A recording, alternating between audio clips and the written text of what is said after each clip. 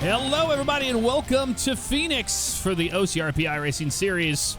Once again, we are back in action and ready for some short track action.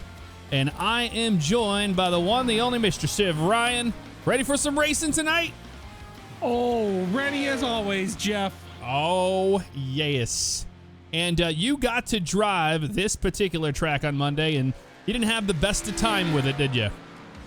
Yeah, I didn't have time to practice. Thought I would join and realized I should have practiced. So I was dropping back spots, and then I got a massive headache. So I went, I'm just going to park the car. So, but this is a tricky track. I will say that. I could not figure it out in the first few laps that I ran it. Well, I can tell you. That was the story of my race. I am really excited because we are back here again with the updated, this is like a HD version, but it's also the current configuration of Phoenix Raceway compared to what we had in the past. So you will see that it's a night and day difference when it comes to the graphics here at the track and textures and all that. And really brings that whole experience together. But on top of that, you can actually run the track the way it's supposed to be, and the start-finish line is actually at the end of the old turns 1 and 2 before the dog leg. Yeah, track looks great. Cameras look great. Visuals look great tonight. We're in for a treat. That's for sure. Yes. And I am going to tell you in just a second what's going on. We'll put this up here at the top. Weather. That track has cooled off. We were watching it at about 102 degrees or so earlier. It has cooled off a little bit, and as the clouds start to cover parts of the track, it will drop down, and air temperature is only 78 degrees, so not a hot, slick track like we've seen. Whoa, Isaiah Stevens getting a wall there off that corner. Really hot. Coming into your living room. Yep. But 99 degrees. Do you remember what the track temperature was on Monday? I don't, because I'm a casual noob, and I didn't even look at what the track temperature was. Oh, there you go. Yeah. You just knew that it was ice out there for the most part in turns 3 and 4. Yeah, pretty much, yeah. That seems pretty much on par to what I remember it as, and we'll see how all these drivers fare tonight. Those of you that are watching live on twitch.tv/jfavignano, let me know right now in the comments, who do you think is going to take the win? Now, I will tell you this. One we have been watching all season long has been Leonard Fodorero, and he is the fastest in practice right now. He did win the Monday night race, and he will try to do that again, but we haven't seen Rucci put any laps down. Wes Graham, we haven't seen Brandon Osborne put down laps yet, so that's still to come. But keeping an eye on the top of the board here, there's that 6 car, Clint Spells. This is a driver that, you know, had an up and down season pretty much since infancy of the OCRP league, and now he has put in so much time, you can tell, to his in practice to get where he's at. He's running top 5s consistently, and maybe we'll see something out of that driver tonight, I'm hoping.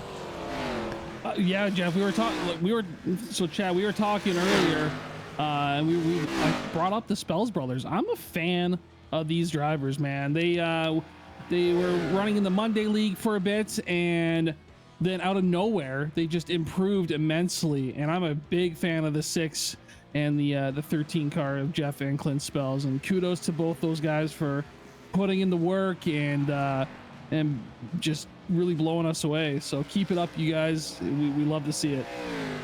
100%. One of the biggest things is, you know, to go in what happened was in the last season, there was a split that happened. We brought in a bunch of new drivers to the league. The league kind of got split up based on performance in the start of that season, and they created the Monday Night League out of it. But what it was really designed to do was to make them a better driver, to have more practice than they could run later on down the road. But then it felt like, hey, if you're not giving them opportunity to have a good practice session and get used to racing with other guys and learn from the other drivers, then you're not able to race on Thursday. It didn't really make any sense. So that did change, and those guys, the Spells brothers, 100% came in to the Thursday nights with, man, we know how to drive. We're going to prove it to you, and they have done exactly that. Both of them have done fantastic this season so far.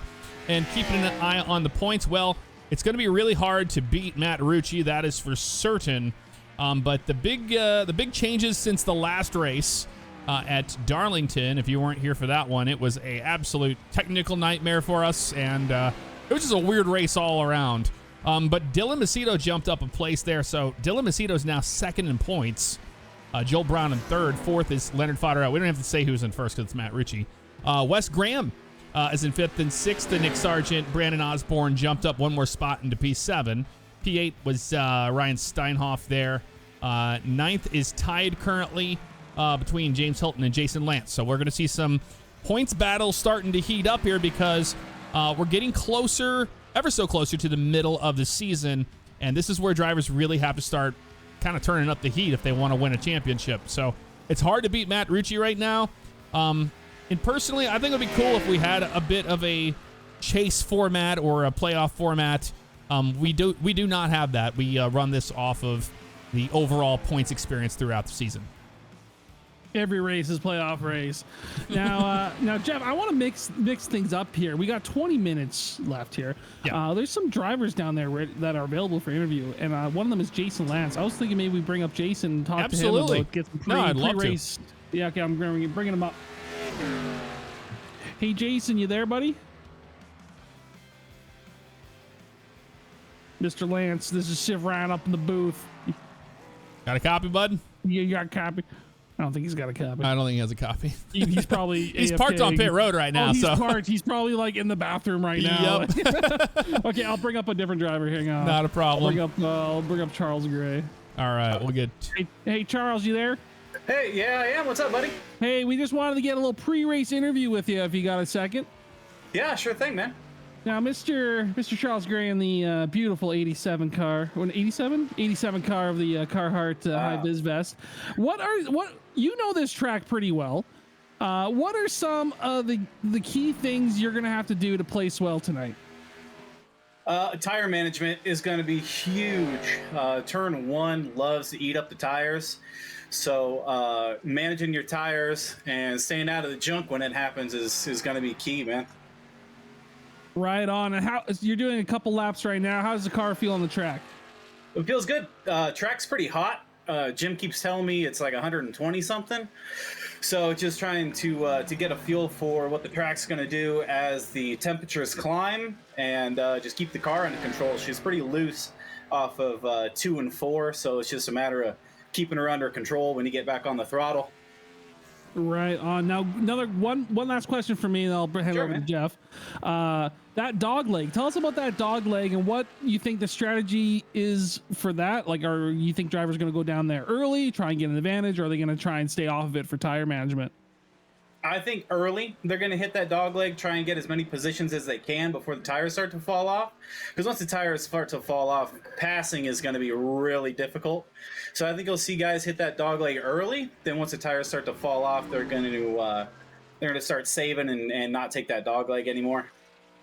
Awesome. Jeff, you got any questions for Mr. Gray? Yeah, basically, when it comes to points, when you show up to a race like this tonight, like we're getting closer to that, middle of the season per se, what is your mindset going into this? Where am I on points where I want to be to try to win a championship, or are you just here to just get in, have fun, and let the chips fall where they may? I'd say it's more just let the chips fall where they may. Winning a championship would be great. But I just want to come out, have some fun, have no pressure when you come out here, because when you start putting pressure on yourself, that's when you start, in my opinion, that's when you start not having fun anymore, because then you get mad about your finishes if you're not finishing where you want to. And so for me, it's all about coming out and having fun. Now, you jumped up 4 positions from the last race to tonight, and that puts you right there in the 13th spot. We'll roundabout, because right around the top 10, it's really close in points. So is it going to be just down to what you can do in qualifying? And how important is qualifying? Because we saw at Darlington, a lot of guys struggle in qualifying and then end up paying the price ultimately. Yeah, qualifying, Darlington obviously is its own beast. Qualifying at Darlington is real important position-wise, because it's such a, that's the wall, guys. It's such a hard track to pass at. Here, you can count on early passes So I don't think qualifying will be as much of an issue early on. Maybe as the race goes on and tires start wearing out, your position is going to matter a lot more on restarts, things like that. But early qualifying position, I don't think is going to play too much into the end of the race. Well, it's going to come down to who can manage turns 3 and 4, because we've seen a lot of spins off of turn. Well, I mean, it's not turn 4 anymore. I guess it's technically turn. I don't even know. Turn 3 now. Turns 2 and 3 is different now. So, that flat section of the track right there. Are you going to be one of those drivers that's going to risk it and take it all the way down below the yellow line in that section of the track? At the end of the race, if need be, I might give it a shot, but it's real sketchy down there. If I'm fighting for, maybe a top 5, I might take the risk and see if my tires can handle it. But early on, I don't think I'll be taking it under that yellow. We're watching a lot of drivers tonight that are choosing to shift, and I've noticed that we're riding on board with you right now as you're going into the dog leg. You haven't been downshifting into 3rd. Is there a reason for that, or are you just comfortable in 4th? I think what's happening, you're seeing a lot of guys spin because they're downshifting, and they're getting a lot more tire spin off the corner because you're running at a higher RPM, higher torque. So in order to save my tires and get a feel for what the car is going to feel like later on in a run, I'm going to start with not downshifting, save those rear tires off the corner, not risk a spin, and then as the speeds start to slow down and got to take the corners a little slower, I'll probably start downshifting to get that a little bit better jump off the corner. But I think that's why you're seeing a lot of guys spin coming off of 4, is that that higher engine RPM is causing their rear tires lose grip. It's definitely going to be a risk versus reward situation. I think we will see it later on tonight that guys will be using 3rd gear, but like you said, 100%, I agree with you. I think that's the reason why we're seeing those spins that we were seeing, and guys that aren't used to being on a flat short track again. So I think it's gonna be a fantastic race regardless. Thanks for hanging out with us for a while, and good luck tonight. All right, thanks guys, appreciate it. Have a good broadcast. Thanks, Chuck. Good luck, buddy. Thanks, Ryan. There you have it, Mr. Charles Gray, after getting his first win of the season. Well, of the season, because it was his 2nd win total. Yeah, second win of the series. Or Yes. the series? Yeah. Yes, in the series. That was the Roval, right? Yeah, he won. Did he win Roval? I believe so. Yeah, he won Roval. Yeah, it was Roval. Yeah, I don't even know. I don't even know what I had for breakfast this morning. They're gonna be. Well, we're gonna find out soon because people will be like, "No, he did not win the Roval. So-and-so won the Rucci won the Roval or something." But Macedo, man, look at that! Look at that wreck avoidance Charles has. Slapped. That was great. Man, oh man. That was the 97 of Beaver, actually, that got involved with that. Here's a driver in the 89, James Hilton, getting around the course here. And he's had an upswing in the season so far.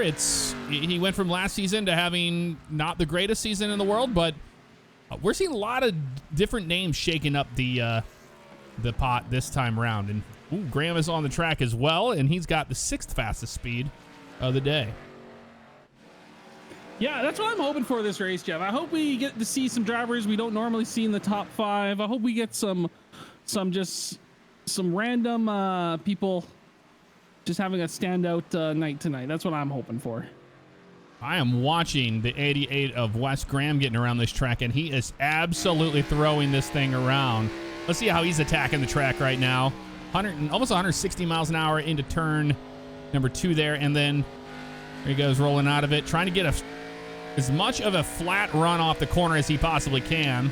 Let's see if he tries to downshift. I don't think he's going to. I think he's going to be like Charles and just roll around in 4th, and I think that is probably the best idea. Wes Graham very fast as he makes his way on the apron there. And yeah, you kind of start wide in this corner, and then you kind of drive it into the middle of the track and then down. That's what I was trying to figure out. Like, I was like, what's this racing line? I couldn't understand it. I was trying to watch the fast drivers, but that's what they seem to be doing, staying high in the entry. It's almost like the diamond. Yeah, diamond in the corners, and that's what exactly what we saw him doing there in that section. But yeah, it's going to be interesting to see. I think that a lot of guys that aren't used to this track are going to be running down on that dog leg because they're going to see the guy in front of them do it and go, hey, well, I need to do that too. I can tell you out of experience, from the old track to the new one, and you know as well, that transition is pretty rocky. It really upsets the car. Ooh, as we see right there.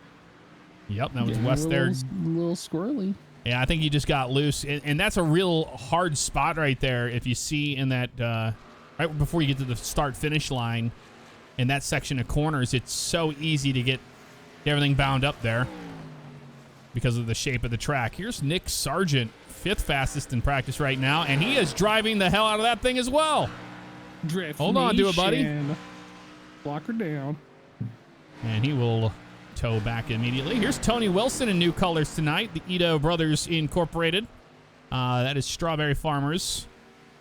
And he is actually going to be doing some... Oh, he hit the comb. He will be doing some real-life design work on race car. And that is what we're seeing here tonight. I think a little iteration of that. Yeah, it looks really good. He did message me before the race today. He said, my strawberries are going to get smoothie tonight. I don't know what that means. I don't know. Oh, the 22. Reno having some issues there off the corner. Tony Wilson's a bit of a character. I love him. He's very, very funny. And Eric O'Neill running 17th fastest right now in the mix with those white wheels on that car. He's the only one in the group that has the white wheels. I like the white wheels. Those look good.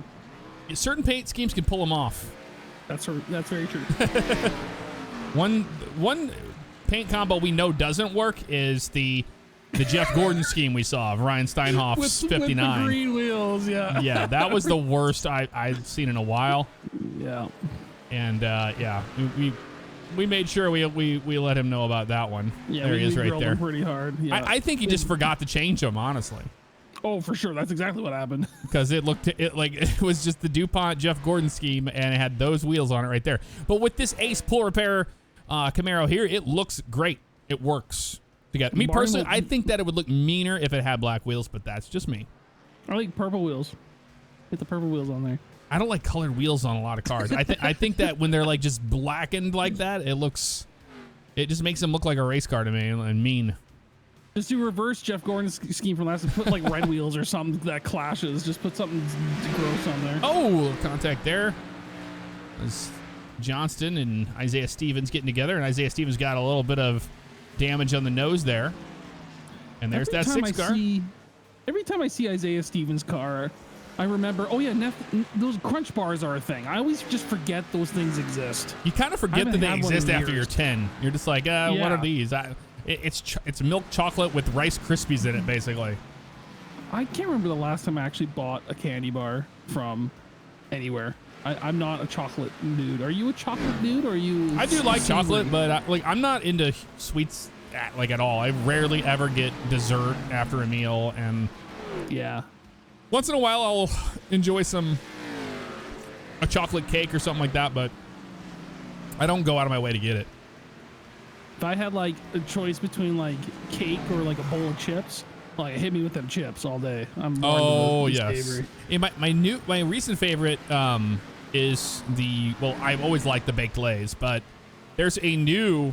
So I had Taco Bell for the first time recently, and they had their new Doritos Locos Tacos with the Flamin' Hot Cool Ranch Doritos. Oh shit! And I didn't know that they were in bags already, and they are at gas stations that we have seen. The Flamin' Hot Cool Ranch Doritos, and they are insanely good. I don't know if we have those up here yet. That sounds delicious. No, so give us first time you've ever had Taco Bell? No, I've had it many times. Oh, okay. But I hadn't had it in forever. I think the last time I had it was... Oh, no, I had it one more time when we moved into our new home. But before then, like, I remember the last time was when I said bye to the double-decker taco when they removed it. I had to go get, like, a bunch of those. Oh, no, and the Mexican pizzas. I had to get, like, 2 Mexican pizzas and eat those. I've never had Taco Bell. Never had It's its own thing, man. It's not authentic Mexican. It's Americanized Mexican fast food, and it's sprinkles of crack in it. I told my chat before. To me, it just seems like the same 4 ingredients, but in different shapes. Yes, that is pretty much accurate. It's accurate. But I do like the Dorito Locos tacos, especially if they have the new Doritos that they are trying to sell beforehand. But very sparingly, like it's like a once a year thing. My favorite story of the Doritos Locos tacos, that was a fan suggestion. Like some guy on Twitter was like, "You should make Doritos," and they did it, and it's a hit. That is amazing. Millions. Yeah. One driver that is returning back to the league is the 9 car of Scott Barkman. Good to see him back on the track, and he is currently right now showing 21st fastest on the board. He has a lot of practice to go, but Scott's one of those guys that knows how to qualify, and we'll probably see that happen here. I think what happens is Scott Barkman back out. Yeah. No, it is good to see him back. I think that it's one of those things where if you know how it is. If you get into the practice late, then you're not getting a fast speed because you're too busy avoiding everybody. Yeah, you can't get a hot lap when there's just clown fiesta going on. Yes. I think that's exactly what we're seeing there. And Stefan Benendez out on the track making his way around now. With 4 minutes left in practice, at the top of the hour, we will change into the qualifying format, which will be 10 minutes on the clock, 5 minutes of which will be for qualifying. The rest of the 5 will be for the drivers' meeting before we grid and then go green flag racing right around the 9, 10 to 15 mark. It should only be 1 lap around here under caution before they go green, but we'll see how it goes tonight. But yeah, what can you say about Stefan Benendez other than, I mean, he always is climbing the leaderboard and just tonight, not seeing it. He is a driver that I think really excels driving under traffic. I think he does better managing traffic. He's not one of those hot lappers. I think he really shines during the race because he's a damn quick driver, and I think we can see him get a top 10 tonight. He's also known as the Facebook dad, we call him, because of his picture that he submitted whenever he joined the league, and forever in our hearts that way. But yeah, you're absolutely right, though. He is super fast in traffic. Before anyone grills us for online bullying, he's fully embraced it. He's changed his name in our Discord to Facebook Dad. So he is fully embracing the meme that is. So if he was offended, we would stop, but he's clearly taking it in stride. So shout out to Stefan. Another driver, 3rd fastest tonight. Well, he just disappeared there. Was the 43 Coors Ford Mustang. That is indeed, well, Joel Brown just got knocked off to 4th now because Brandon Osborne's out on the track. And he just took the 3rd. Red. Yes, timing screen just went completely red because Brandon Osborne took his lap. And he's back in the Oriole Ritz car. Delicious. I like that scheme. I like the colors. Yeah, I do too. I thought it was going to be a throwback scheme, but it looks like it's sticking. Or I think a lot of these guys may have forgotten to change their schemes out. Let's be real. Oh, Lance sliding across our screen. He gets a little bit of the 80 car as well. And then in front of him is rookie. That is Johnston. Austin Johnson. No, not Austin Johnson. He's in the 21 car. Who's that one up in front of him there? I think it's Andrew. Yeah, it's Andrew Ewing. And we've seen nothing but good things out of Andrew this season. Although last race, not so much. He had such a good steamroll happening for his season, and then he lost 6 points after last race, just getting caught up in a bunch of stuff. But Kyle Carpenter in the 29 actually gained 5 out of that, and I haven't seen Kyle out here yet. We will definitely let you know when that happens. Thank you, Adobe Creative Cloud, for popping up in the middle of this. Go update it, man. It's going to keep notifying you. And I noticed that the whole stream everything lagged. Oh my God, Adobe, go away. Oh, Adobe, go home. Oh my, get out of here. Jeez. Yes, that's what happens whenever you broadcast off of a single machine. What are you going to do? What are you gonna do? Hey, real quick, shout out to everyone that is watching on the Jeff Favignano YouTube live, or sorry, the YouTube archive, the live stream archive. J Favignano live. Thank you for everyone that's watching over there on the archives on the YouTube. Shout out to you. We appreciate that you're watching a archive broadcast, and then we don't give you guys enough love. So thank you to all the YouTube people out there. We truly do appreciate it. Jeffrey Guzman in that pink Toyota. Old Guzzy. And he's in 25th right now. See if anybody else showed up and put down any fast laps. It doesn't seem to be the case. Oh, Dylan Macedo. We saw him earlier, but he's 6th fastest tonight. Want to make sure we saw what he was up to. And he's having some fun right there. 3 wide, racing at Phoenix. Oh, and there's help right there. The 44 gets spun. That was the 89 of Hilton there, and the 80 of Osborne involved. Another one making their return is Rick Evans in the 70 Chevy Camaro, the bucked up Chevy Camaro. Not Camaro, but you know. And we have entered the zone here. This is the qualifying session. We're going to wait for the first car to get out on the track, and we will definitely keep an eye on that for you. But 10 minutes on the clock, 5 of which are going to be qualifying laps. And looks like Joel Brown's out there on the track. We're going to see what he's up to. Here he comes right now. See if Joel Brown can get a good starting position tonight. And it's going to come down to, you know, needing that track position more than you think at a short track like this. Yeah, you definitely want to be ahead of the field on this track because there is going to be some fireworks happening mid-pack, I foresee. Yeah, very strange. Matt Rucci has not shown up tonight so far. Oh, he didn't update his Adobe software. He didn't update his Adobe or the iRacing update that there was. All right, let's see what this puts us here. We're going to keep an eye on where everybody else is at here as well. As the first ones go in, and Joel Brown at the top of the board right there. That was a good one for him. Let's keep an eye on Clint Spells. He's going to be getting ready to go out there on the track next. We'll see. We got Lance at the top of the board right now. Wes Graham with a fast time in second. Then Joel Brown, then Sargent. So let's see what the 6 car can do, because he was fast in practice, and definitely keeping an eye on this driver this season. He's the underdog 100%, but we've been rooting for him, and we're going to watch his qualifying laps here. Oh, Dylan Macedo out of nowhere, Jeff. Wow. Johnston in the top 5. That knocked Brown all the way down to 6th. Let's see what he can do here. Getting the win last week at Macedo won, didn't he? Yeah. He won at Darlington. Yes. And I thought Leo Fodorero was going to get the pole here tonight, and he's 3rd fastest. And Osborne jumped up to the 4th position there, knocking Graham down 1 spot. Let's see what Spells is doing here. He's doing 4th gear, not doing the 3rd gear deal.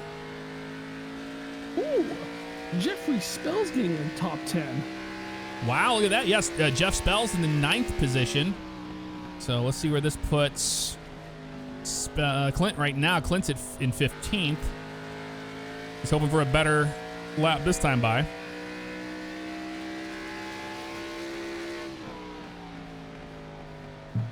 See if we can do it.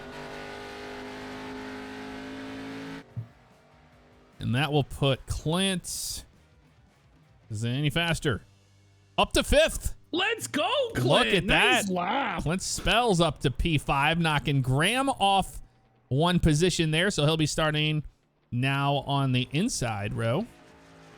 What a lap by the 6 car. Of Graham. Fantastic. I really was wanting to watch that because he was fast in practice, and I had a feeling we were going to see some greatness out of him. Barkman out on the track, trying to get around right now. Let's see what he can do. Like we talked about earlier, Barkman is another one of those drivers that qualifies well, so you have to just kind of wait it out. see where he shows up. He's come to the line now, so that's going to put Barkman. If it changes at any time. It's still showing P19. Look at Alex Reno up to 9th. This is very different than what we saw in practice. But it's hard sometimes. Like I said, you get here late and everybody's already on the track. You have all that dirty air everywhere. Like, it's hard to get a good lap time in. Yeah, like Dylan Macedo wasn't even on the leaderboard in practice. No. Gets pole. So it'll put Scott Barkman. He's still showing P19 as of right there. And I don't think anybody else is on the track. I believe Scott is the last one on the track right now. Trying to improve his time. And we will see right here where it ultimately ends up. Before he shuts the engine off on that car. I think he's just going to continue to turn laps in practice, it looks like.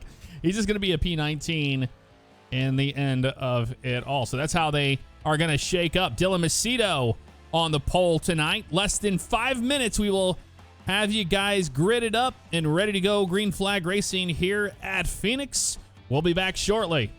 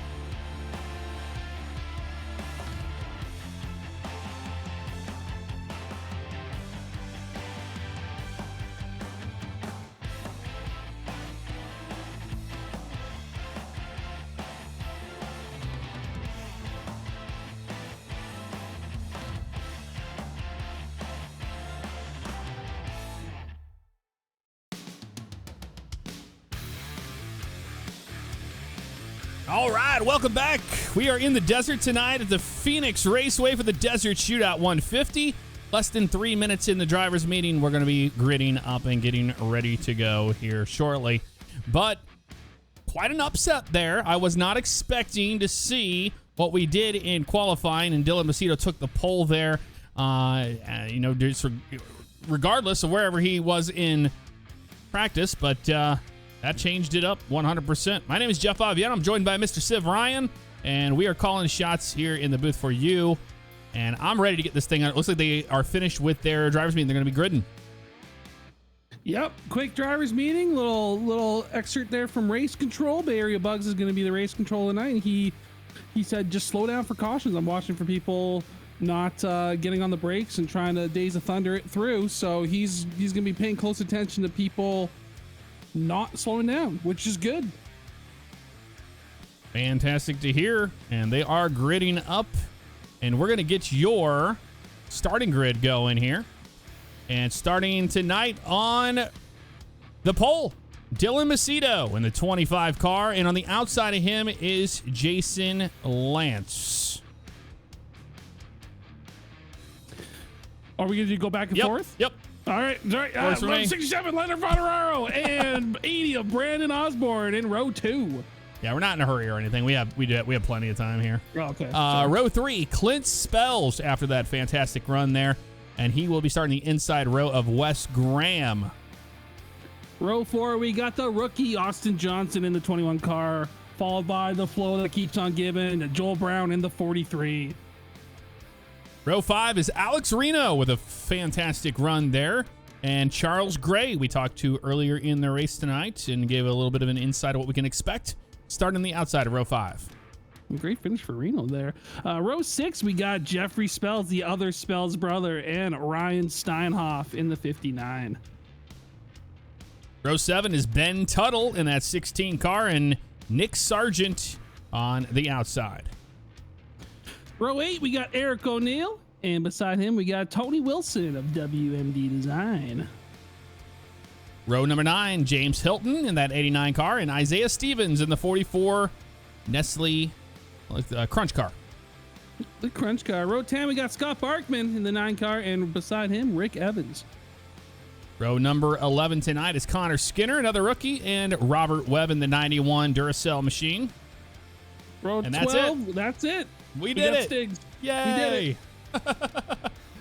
We did it. Let's I make think sure there's everything's good to actually go. more drivers. I'm seeing on the timing screen. Maybe the reset didn't work there, but that's okay. Yeah, we won't know here until the first lap, which is fine. So Stefan Benende, Andrew Ewing, Aaron Beaver, and Tyler Thomas, and Zachary Guzman. This is the moment we've been waiting for. The lights are off on the pace car. We'll be green flag racing next time by. The 25 of Dylan Macedo will be on the pole, and he will be the control car on the start of the race. You see the pace car goes in there, but they aren't leaving yet. This is the old front stretch right here. Instead, it will be down in those 2 turns, which is going to make it really exciting and fun here. Ready for some racing action? We're about to see it, that's for certain. The 25 of Dylan Macedo's rolling them down into turn number 3, Ryan. All right, they're going to be starting in second gear here, and we're hoping that everyone can get some grip under their tires because we're going racing 150 laps at Phoenix. Green flag, waves in the air, and they're off. Wasting no time at all to use that dog leg.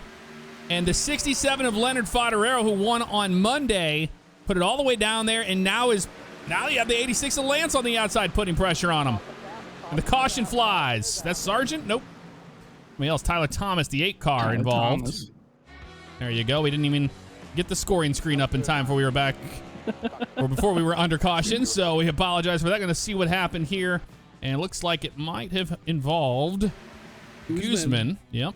Here they are right here racing together, and the 8 car pushing up the track right there. That's not good. And gives a tag to the 26. That's all it takes. Poor Taylor Moon. Yep, Taylor Moon. Which is that Taylor Swift and the Sailor Moon together, and I nailed it on the first try of asking what it could be. I can't believe you nailed that too. That was the funniest thing. There you go. Yeah, see, and Guzman got a little bit of a hit right here. Bam, and that was the 15 of Ewing. Yeah, got involved. Darn. A lot of damage to the nose of that car. The whole back end of the 26 completely tore up, and it's just just got really tight. It was hard to say what happened there, but the 8 car definitely pushed up the track, and they will have to come down pit road and get that serviced. Well, we are under caution. We're expecting to be under caution so quickly, but it's short track racing, so these starts and the restarts are going to be hectic. We can expect that tonight. It was a good start from the rest of the field, though. There was some good racing going on, a lot of side-by-side action all the way in the midfield there as well. So there was some good racing. Just a couple cars in the way back got together, caused a caution, but that's okay. Just getting started. Yep, just getting started is correct. And at least it's a short track, so the caution laps will go quickly here, which we might actually have the lights off the pace car this time by. We see that's Ewing getting service to his Mustang there on pit road. And we'll see this time by if that is exactly going to be the case. I'm not sure. If not, it'll definitely be the next time by. Oh, we saw some good stuff out of there, man. That 67 is not going to waste any time on the 25 car. Nope. He wants to get up there and get that clean air.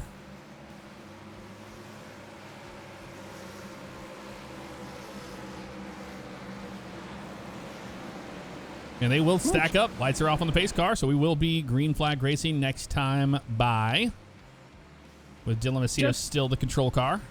Jeff, you've been to this track, haven't you? Yes, I was just there for the championship race. That's right. In real life. And iRacing did a fantastic job. This captures the track 100%. It's a cool track. I want to go to this track. It's a lot smaller in person. It was smaller than I thought it was. That's for certain. All right, pace car's down and away. We're going to be restarting lap number 5 of 150 here tonight. Hopefully we can keep it green for at least 10 laps of racing. Come on, guys. We can do that, right? They can do it. I believe. That was Guzman that was flashing back there, and the 97 of Beaver. Hopefully their internet connections can hold up to the demand of iRacing. Waiting and waiting, and green flag in the air. Out of that Geico restart zone. That's 25 Macedo, wasting no time at all to get rolling. Out like a rocket ship, and he'll try and maintain his lead on Favignano as we got some damn near three-wide racing with that's Graham, Lance, and Clint Spells, and Brandon Osborne in the mix as well, as they're side by side down the front, or the old front stretch into 2 and 3 here. Yep, turns 3 and 4 actually. I know I'm screwed up too. I'm confused, dude. It's tough. You can see how tight that is, but look at that. Lance using the bottom of the track right there, using the apron. And Brandon Osborne wasting no time at all to try to get towards the front. But right now, it's a pretty close battle between Leonard Favignano and Dylan Macedo. Down into turn 3, and everybody's starting to get into single file line, except for right back here, you have Jason Lance still battling that 80 car of Osborne. Yeah, he's having a heck of a time trying to fall in line there to the single file here, Jeff, and he's going to be eating up his tires. He's going to want to get out of there sooner than later, so he's going to try and clear Brandon Osborne here and then maybe sneak in behind Wes Graham if he can do so, and he might do that. Oh, he's staying down there. I don't think he's clear. Definitely not. Yeah, he's doing a really good job of holding him there. That's for certain. It's not like he's getting, he's getting absolutely destroyed or anything here. He's holding his own. He's going to use that dog leg to his advantage right here to get down into this turn. Let's see if it'll help him clear the 80 car, but I don't think it's going to happen now. Maybe. I don't think he's going to have enough exit speed out of this corner as Brandon Osborne gets a nice exit. You got a car stopped on the track right now. No caution. Gonna be Connor Skinner. No caution. They're staying green. Thank goodness for that. Yeah, Connor Skinner, a lot of damage to the back of that car. The 46 started 21st tonight. A lot of damage on the nose of that car, too. Slowly bringing it back to pit road here. As the field passes him, we'll go back to the action. Jason Lance still on the bottom there, fighting with the 80 car of Brandon Osborne, but Joel Brown is going to be in the mix here soon enough. Jason Lance down to third here, as you see on your bottom right. Going down to third for that corner. Choosing to do I think that's keeping him slower than the other guys, honestly. And he's dropping down to third again right here. And you can see Joel Brown pushing by on the outside. I don't think third gear is helping him at all. And here comes the 21 next. Yeah, he's dropping positions. Oh, there he goes. He cleared him. He's good now. There you go, Jason. Yeah, they're all cleared there, but yeah, he's definitely shifting where these other guys are not. Dylan Macedo still trying to hold off the 67 of Favignano. Looking at the back there, we'll see how Favignano gets in the corner. I was watching that last lap, and Favignano was really fast into turn 3 and 4. And there's a big crash on the back stretch here. Clint Spells, get around. Oh, guys, get the brakes. Oh, no. Tony Wilson involved. Yep, Clint Spells. I don't think those guys could slow down fast enough there. That sucks. It was Jeff Spells involved as well. Spells on Spells. We're going to find out what happened here. Did not look good, that's for certain. Yeah, and Tony Wilson was definitely involved in that one. I think the crash happened in front of them, actually. It was Clint Spells. Clint Spells, 6 car. Okay, we'll see right here. Oh, yeah, he got spun around. Might have had some help from the 88. Oh, it looks like he thought he was clear off that corner, perhaps. Yeah. Right here, yeah. You can see right there, just thought he was clear. Graham had nowhere else he could go right there. That was pretty much it. They made contact there, so that's going to be damage to the nose of the 88 out of that one. Maybe we get a better shot of it here. Yeah, right there. And you can see Brandon Osborne just dive into the bottom there as everybody else is as well, as this is starting to happen here at a very quick speed. And you can see this in real time right there. Great job by the 6 to keep it up out of traffic, but here comes Tony Wilson. Tony Wilson, no. Oh, man. And then into the door, the 22. Of Reno. Oh, poor Reno. He thought he was clear too. He's like, I'm free. Nope. Tony Wilson says no.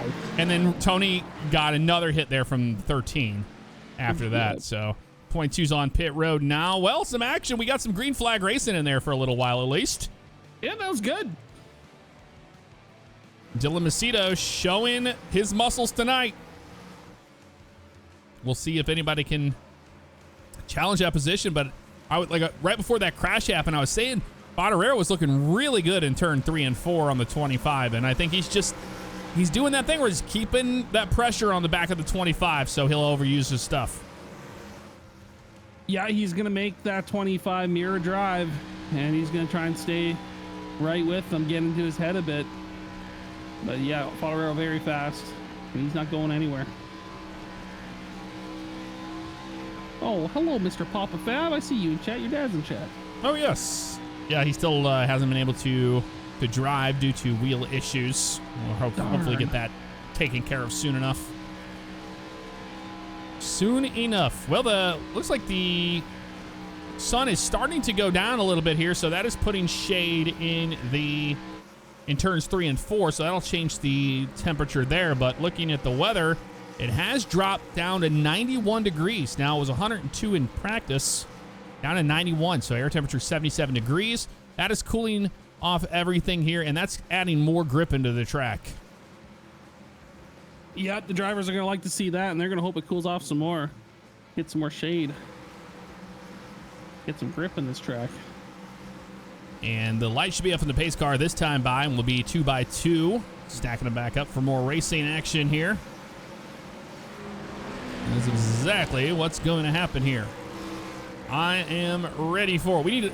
We need a really good green flag run that's going to get these, as we started to see everybody start, to get into single file, but we saw some good racing happening back there around the 6th position. We'll see if that is the same here, but these restarts are wild. And if you're a guy that's, say like Joel Brown here, look at this, he's up in the mix after, having fallen back a little bit there on that start of the race.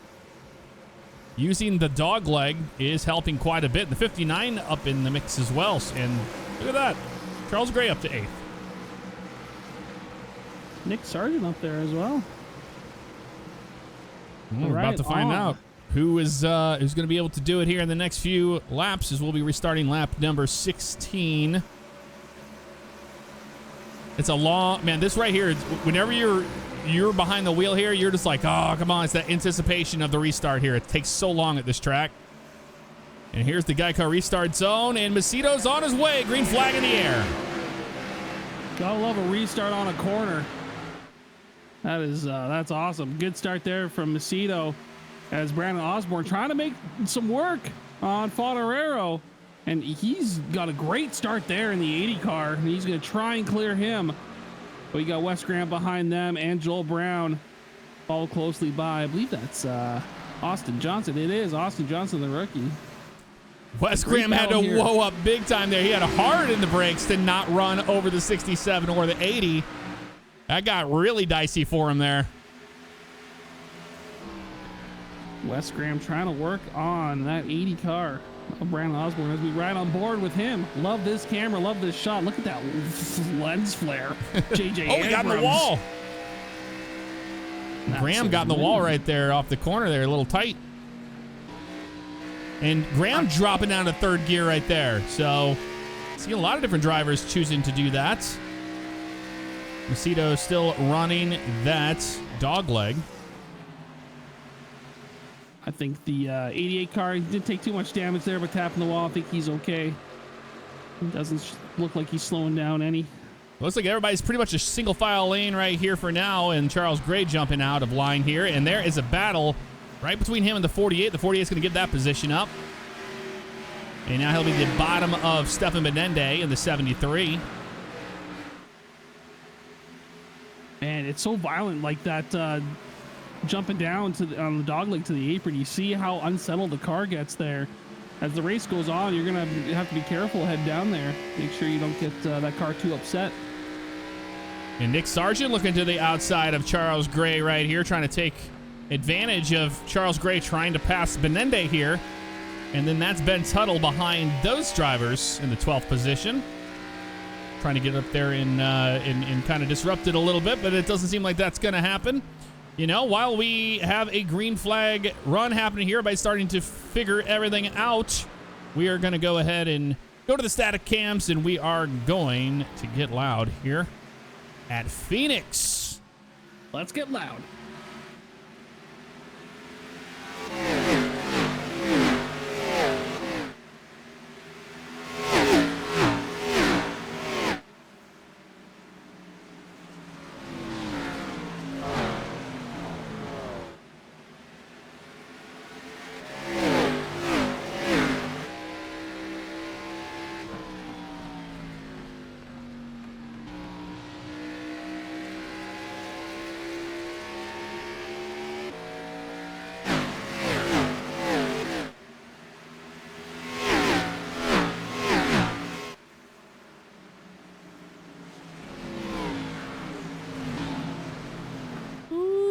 It's starting to heat up here in the front with Macedo and Favignano. And I think Favignano is going to be looking to pass here in the next few corners. Well, you saw Dylan Macedo using that apron there. Not sure if he's burned his stuff up a little too early. Yeah, and he's been continuing to use it there as well. Yeah, Favignano hasn't been going down there, so we'll see if that strategy pays out for him. Yeah, and you can see right there, that's Favignano in the 67 using third gear, and now he's going to shift up into fourth gear. Let's see what's happening down here. It's interesting, after we talked to Charles Gray that was running fourth all the way around this track, just how much of a difference it is between the guys that are running 1-2 right now. I think they're both shifting. Woo! Macedo getting a little squirrely there. He holds it together. But man, Favignano looking really fast tonight, Jeff. Yeah, he is. And, you know, after winning the race on Monday, he's got the momentum coming into this one to keep the pressure on Macedo. It's Macedo's mistakes that are going to lose the position, because once you get past here at Phoenix, it's going to be hard to get that position back. Oh, yeah. And you just see they're actually getting a bit of a gap here on third, as Brandon Osborne dropping down to about a second behind them. And he's on a bit of an island there between him and Wes Graham. There's a little bit of a race that's starting to happen back there. Like you said, I was watching right around Johnston. There's some racing going on back of the field here in like about P25-26 between Jeffrey Spells and Isaiah Stevens. And you're on board there with... That's Ewing there. A lot of damage on the back of Clint Spells, unfortunate, and he hasn't come down pit road to get that car fixed yet. Neither has Ewing, so they're going to hold out to use their fast repairs for later in the race. It's heating up in the front here, though. Very much so. He's all over him. I think it's going to be a matter of time, a few more laps, and Favignano might make a move. Looking out back of Dylan Macedo's 25 Camaro, and you can just see these two are running the same exact line, one, but two, they're both shifting at the same time. That's why it's been so impressive to watch. Man, those flames off the side exhaust look so good on that rearview camera. That looked awesome. We're still iRacing nerds no matter what at the end of the day. So when we see that the graphical things happen and we're like, oh, that looks so good. Yeah, sorry. But I have to agree. I do have to agree. Ooh, Joel Brown is racing the 86 of Jason Lance. Ooh, good battle. That is for position right there. He's going to possibly challenge him down here in the corner. They're going to get tight. He's fine. Good job by Jason Lance. They're not plowing over Joel Brown. Got to be careful carrying that much speed in the corner on that bottom line. And Jason Lance, man, he gets in the corner so hot compared to Joel Brown. That's where he's making up all that room. And this is a battle for fifth right now, as Wes Graham's in fourth right in front of them. Joel Brown able to carry a lot of speed through the corners there on that higher line, so he's able to stay side by side with him. As this is turning into a great battle here for P5. And that's Nick Sargent back there. They're racing for position in the 10th spot, 9th and 10th, as he is trying to take that 8th position away from Austin Johnston. And then that's Stefan Benende, Facebook dad, behind them in the mix. And there's Charles Gray and Ben Tuttle blocking. Eric O'Neill there. Yeah, he moved up in front of him there. He got a little squirrely there. Not sure what happened between Ben Tuttle and Eric O'Neill, but Eric O'Neill kind of gave him a shot there, it looks like, and there is the damage to prove it. I think we're going to see some sparks fly in this group in here between Tuttle and Eric O'Neill. I still got to keep an eye on this because this group right here, they're racing hard. This is Stefan Menende in a 3-wide situation almost. Nick Sargent trying to make a move on the inside there. The Gobstopper mobile. He's got a lot of speed in that corner. It worked out for him, and look at all these 3 cars here, all downshifted into third as well. And there's nobody behind them for quite a way. This is a great battle here for it's going to be for P8, 9, and 10.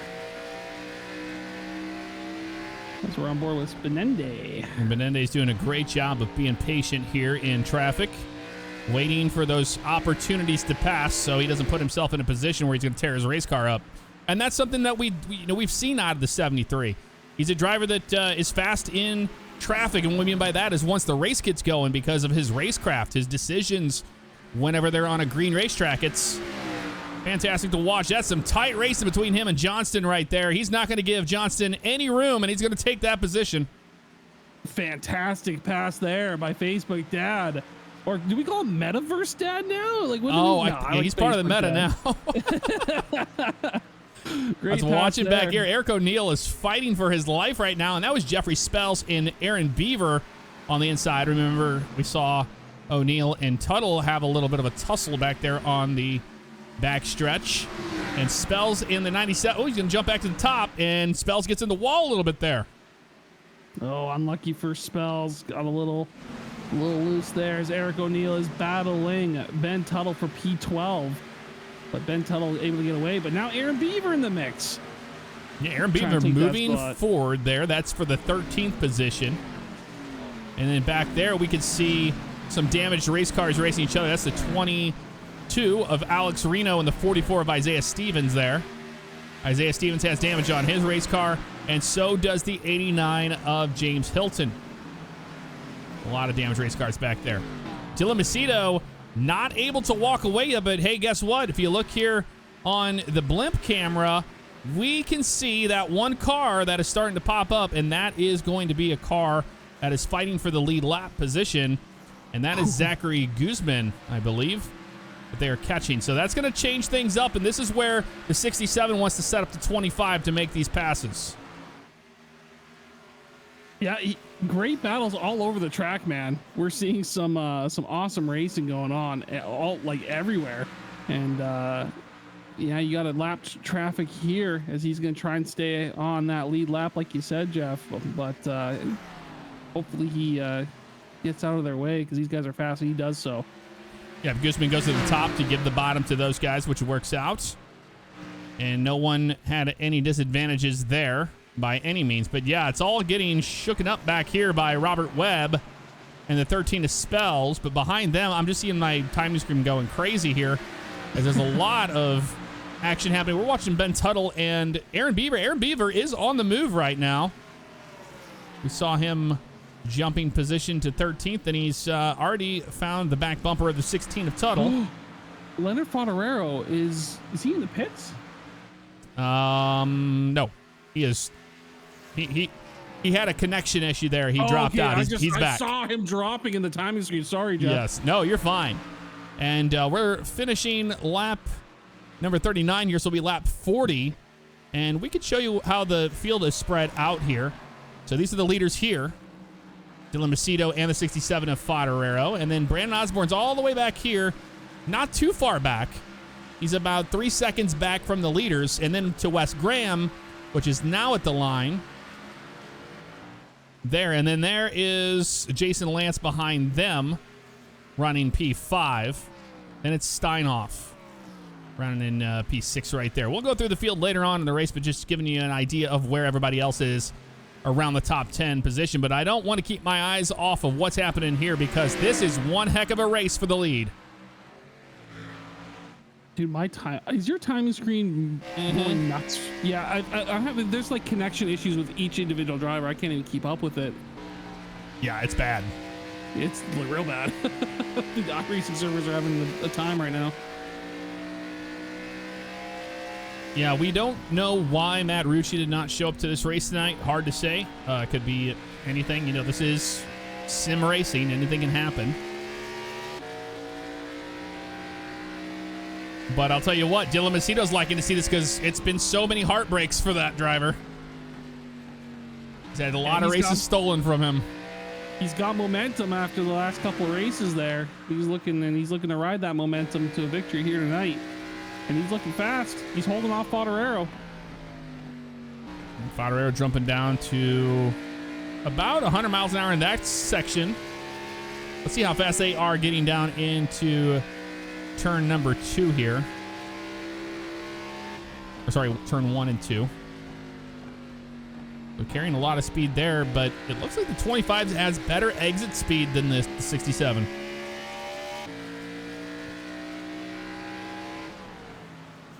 It looks like there might be a close battle between Sargent and Benende, maybe? Look, just trying to look on the timing screen. Yeah, they're not showing up. There they are right there. Nope. Never mind. Yeah, timing screen is absolutely incorrect. I don't know what's going on with it, but I know what you mean. Yeah. I'm kind of trying to visually look around and see who that is back there racing each other. There's the 70, and I saw Guzman there with the damage still on his car.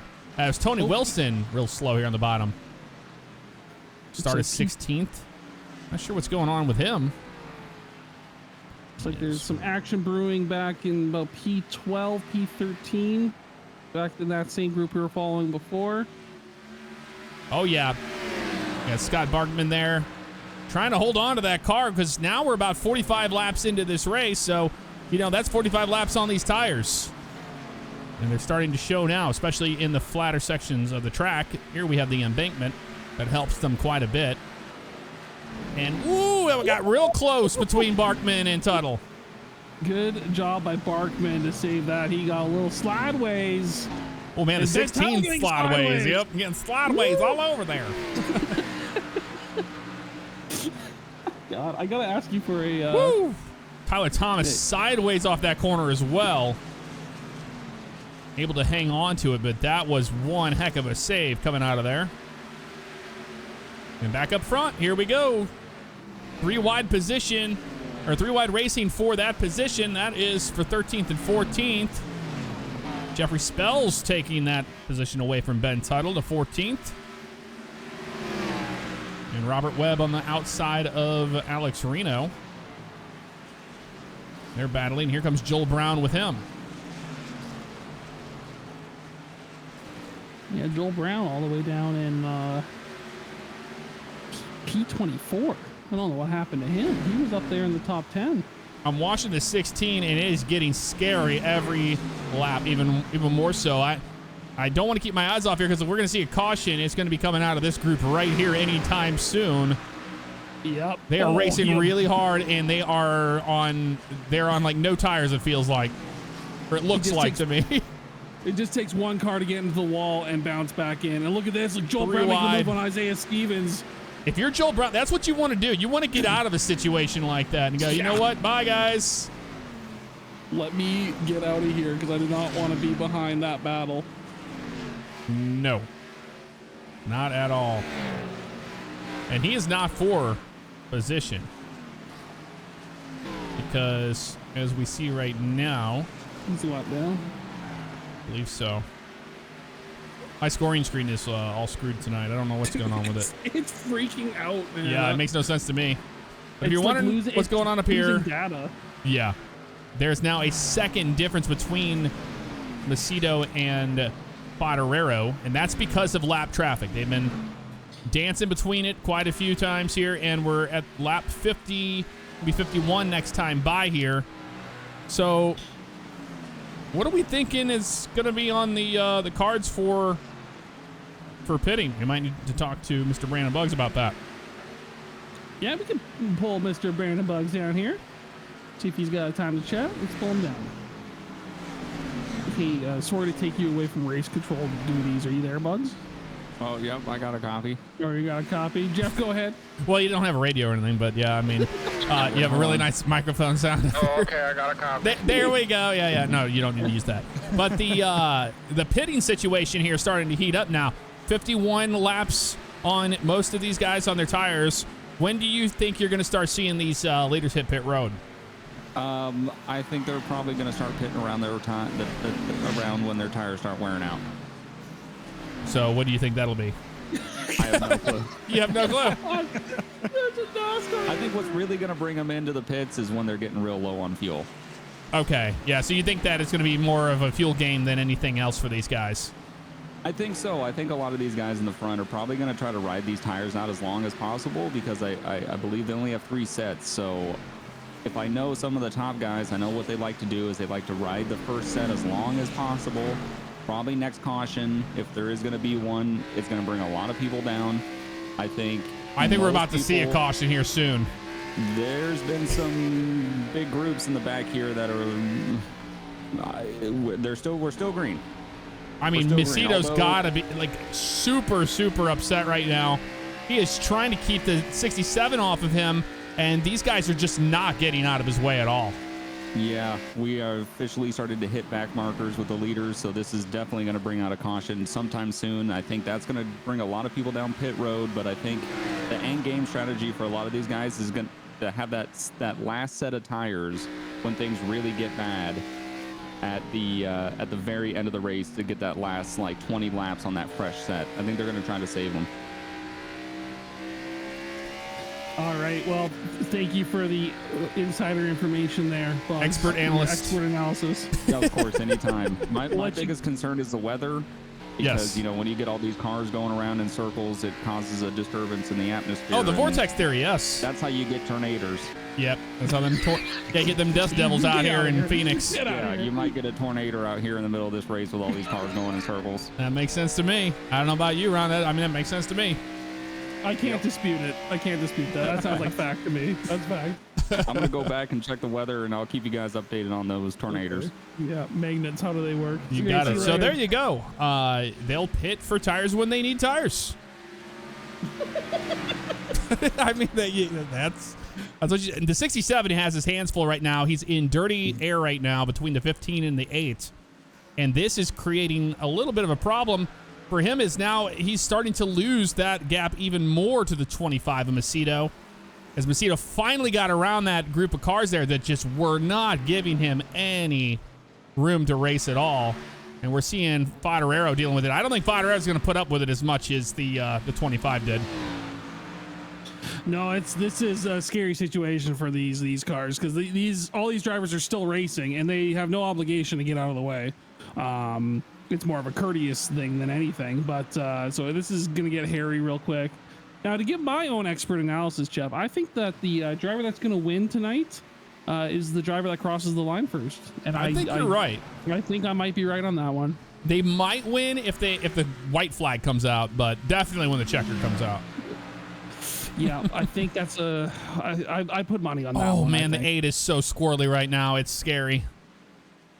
We're gonna see if we're gonna see a caution, it's gonna be out of these guys that are that just burning their tires up so much, and getting off these corners, they're even more out of shape. And I think that'll come before we see green flag stops, honestly, from what I'm seeing currently. I just hope there's not another situation like Darlington where these leaders come down to pit, and then literally as they're leaving the pit lane, a caution comes out. I just hope we don't see that. That sucked last week to see that for Osborne and for those guys. Osborne is dealing with the group now. He just got to the back of the 15 now, so we'll see how he manages these 3 drivers because the other guys, Macedo and Favignano, did not get through this group of cars fast enough and really increased or decreased that gap, at least between Favignano and Osborne there. But Macedo's still on an island right now as he's starting to sail after getting around these guys. We'll see how fast Brandon Osborne can. Definitely. We only have 13 cars on the lead lap is what I'm showing right now. Yep. First car would be Alex Reno in the 22. Yeah. 1 down. Then we have Rick Evans 2 laps down. Then 4 laps down is Tony Wilson. And Andrew Ewing 8 laps after that crash, which is very unfortunate for him. He has had a lot of momentum moving forward in this season. Oh, and there goes the 8. I don't know what that was about. That did not look good. That did not look good, and we're going to find out what just occurred there. But Tyler Thomas never hit the brakes when he was shifting gears, Garth Brooks style. Straight down in there and just wiped him out. We're going to see right here. Not sure what happened. He makes the take out. Was that Tony Wilson? I believe so. It looks like he missed his braking zone, or here's the 80. Look at the speed gap difference right here. He's not even turning the wheel. Something must have happened with his wheel. Or, yeah, something happened there. Not sure what that was about. That was a strange one. Old TT getting into Tony. Yeah, that's unfortunate for Tony Wilson. He was not having the best night of his life, that's for certain. Now, let's see right here what happened. I was seeing if anything had happened before, but I don't believe it did. So, who knows? That was a weird one. I thought maybe a disconnection, but Tyler Thomas is still on the track. He's still driving, so I don't think it was it wasn't an internet issue. It was a wheel issue, or it was retaliation. But I do not want to miss this round of pit stops. They're going to be coming down pit road this time. This is all of our leaders going to be coming down pit road, so I don't want to miss that by watching what the 8 car was doing the entire time. Here comes everyone. Must be getting low on fuel. It's time to pit. Let's see if everyone can hit their pit boxes. No speeding, no nothing. Let's see, Macedo's got a long way to go for his pit stop. His pit stall, excuse me.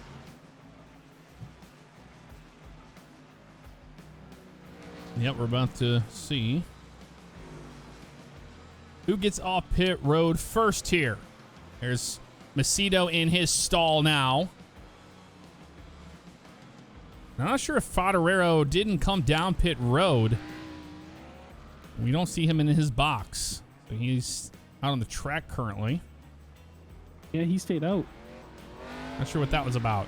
There he goes. There's that one. And then looks like we got... There's the 80 of Brandon Osborne. There's Tuttle. There's Clint Spells. Wes Graham. And then Lance finally gets going there. Might have gotten some work done on his car there.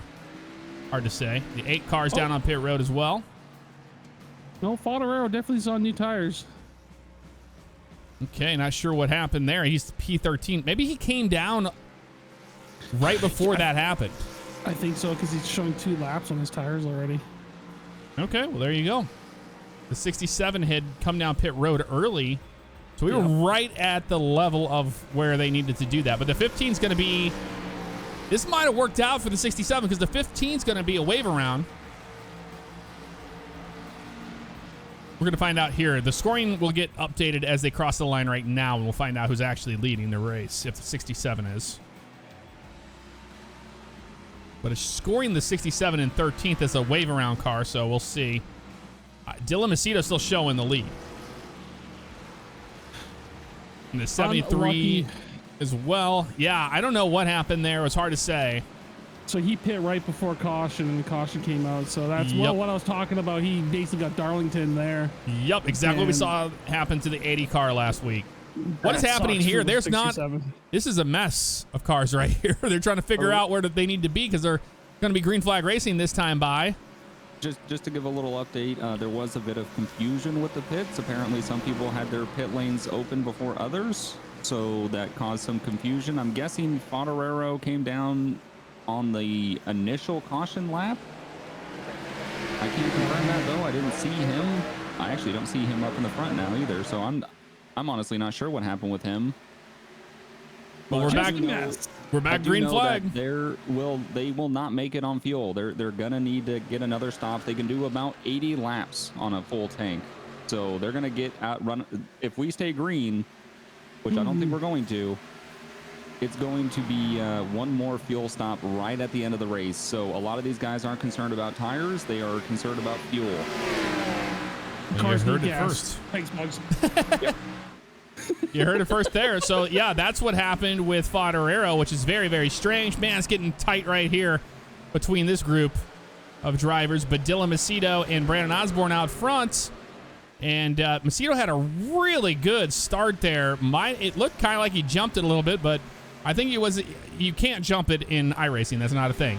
But like when you visually see it happen, you're like, well, that's a jump restart, but there's nothing you do about it. That is just how it goes in iRacing. So now Brandon Osborne has to look down the sights here and catch that 25. But here is the 88 of Wes Graham up in the mix in fourth now after a great pit stop. And he's running a higher line in the back section there. And we'll see if he can get around Lance here in this corner section here. How about Jason Lance? He was down in like the bottom of the field. And he's all the way up to third now? This is crazy. Great drive there from Lance. Yeah, well, not bottom of the field. I guess he was seventh. But, yeah, seventh. But yeah, it was a huge gap between everybody. Started second tonight, and he definitely has speed. He's a fantastic driver, and he's fast. But he has a lot of work. But look at this. He's in third, and he's where he wants to be.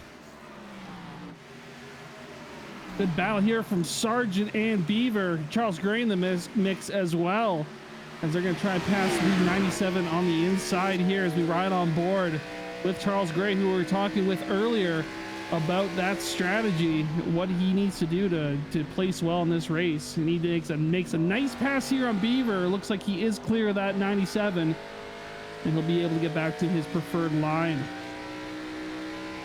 Yeah, great pass by Charles Gray there. And behind them, man, it's really heating up back here around the 8th position. Is Ryan Steinhoff's on a tear right now, as he got around Scott Barkman there. Now he's trying to get around the 13 of Spells. Steinhoff trying to work on Spells there. I think he'll be able to pass him fairly shortly here. Steinhoff showing a lot of speed all season, actually. Very quick driver. And he clears Jeffrey Spells, no problem. Back out front is Dylan Macedo, but we're going to go ahead and have you listen to the beautiful sounds of iRacing in these cars as we get loud once again. Let's get loud. Let's get loud.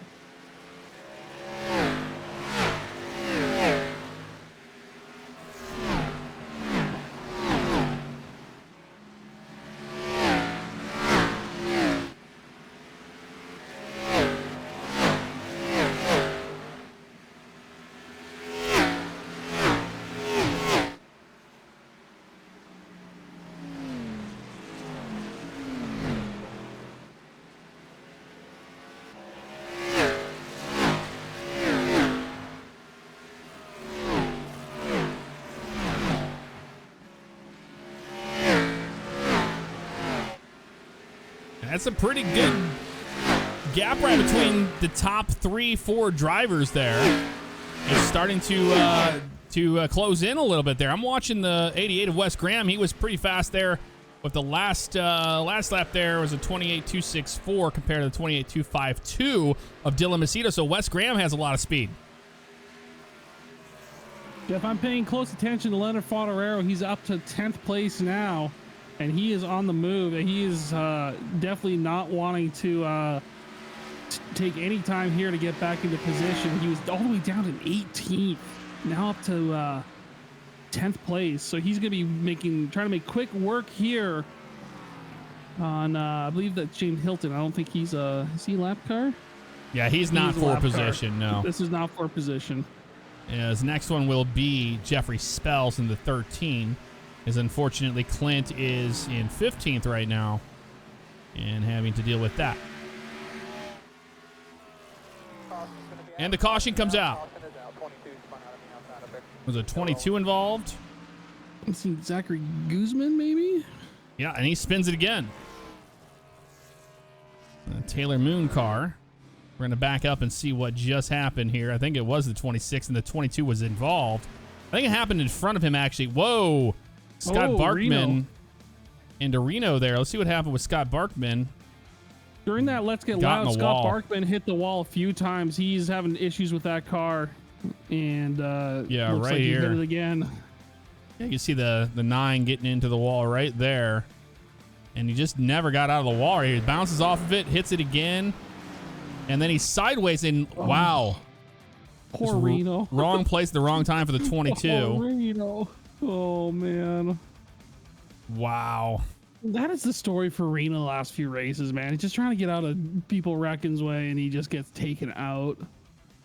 This looks like maybe some sort of, I don't know. It looked like a technical glitch or something because watch what happens. It doesn't make any sense. The 9 hits the car. It's like he lost all control of his wheel.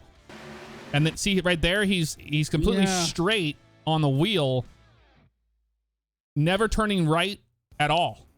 So it's like his wheel disconnected or something there. I don't know. We'll have to talk to Scott and see what happened there. He was fighting with that wall. I think he was just trying to keep it steady and straight, and then that one final bump off the wall just sent him into Reno, and Guzman that was not good. Look how close it was right here between the 46. Connor Skinner, yeah. I mean, that was, look how close that was. Like, he is spinning here, and you can see it right here. I mean, this is, you could put a credit card between the two right here. Woo! Man. Skinner by the skin of his teeth. Yep. That one. Back under caution once again. And now, this is, if you're Favignano, this is what you wanted to see.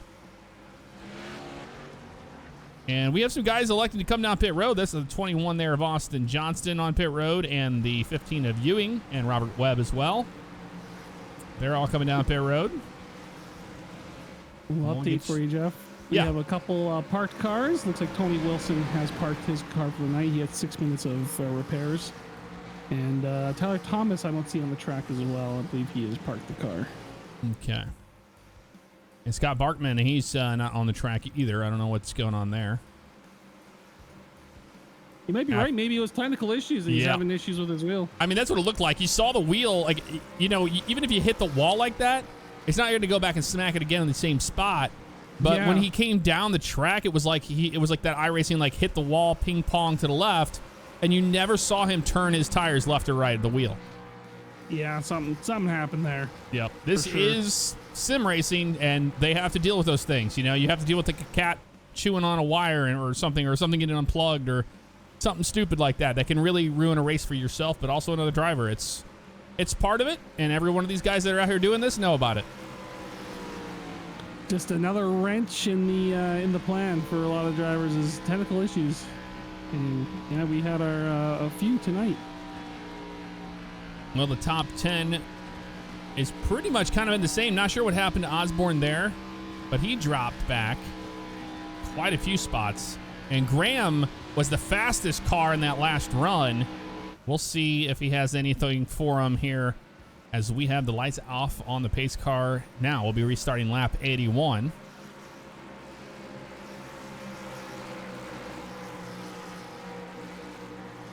And Charles Gray as well. He's up there in P5.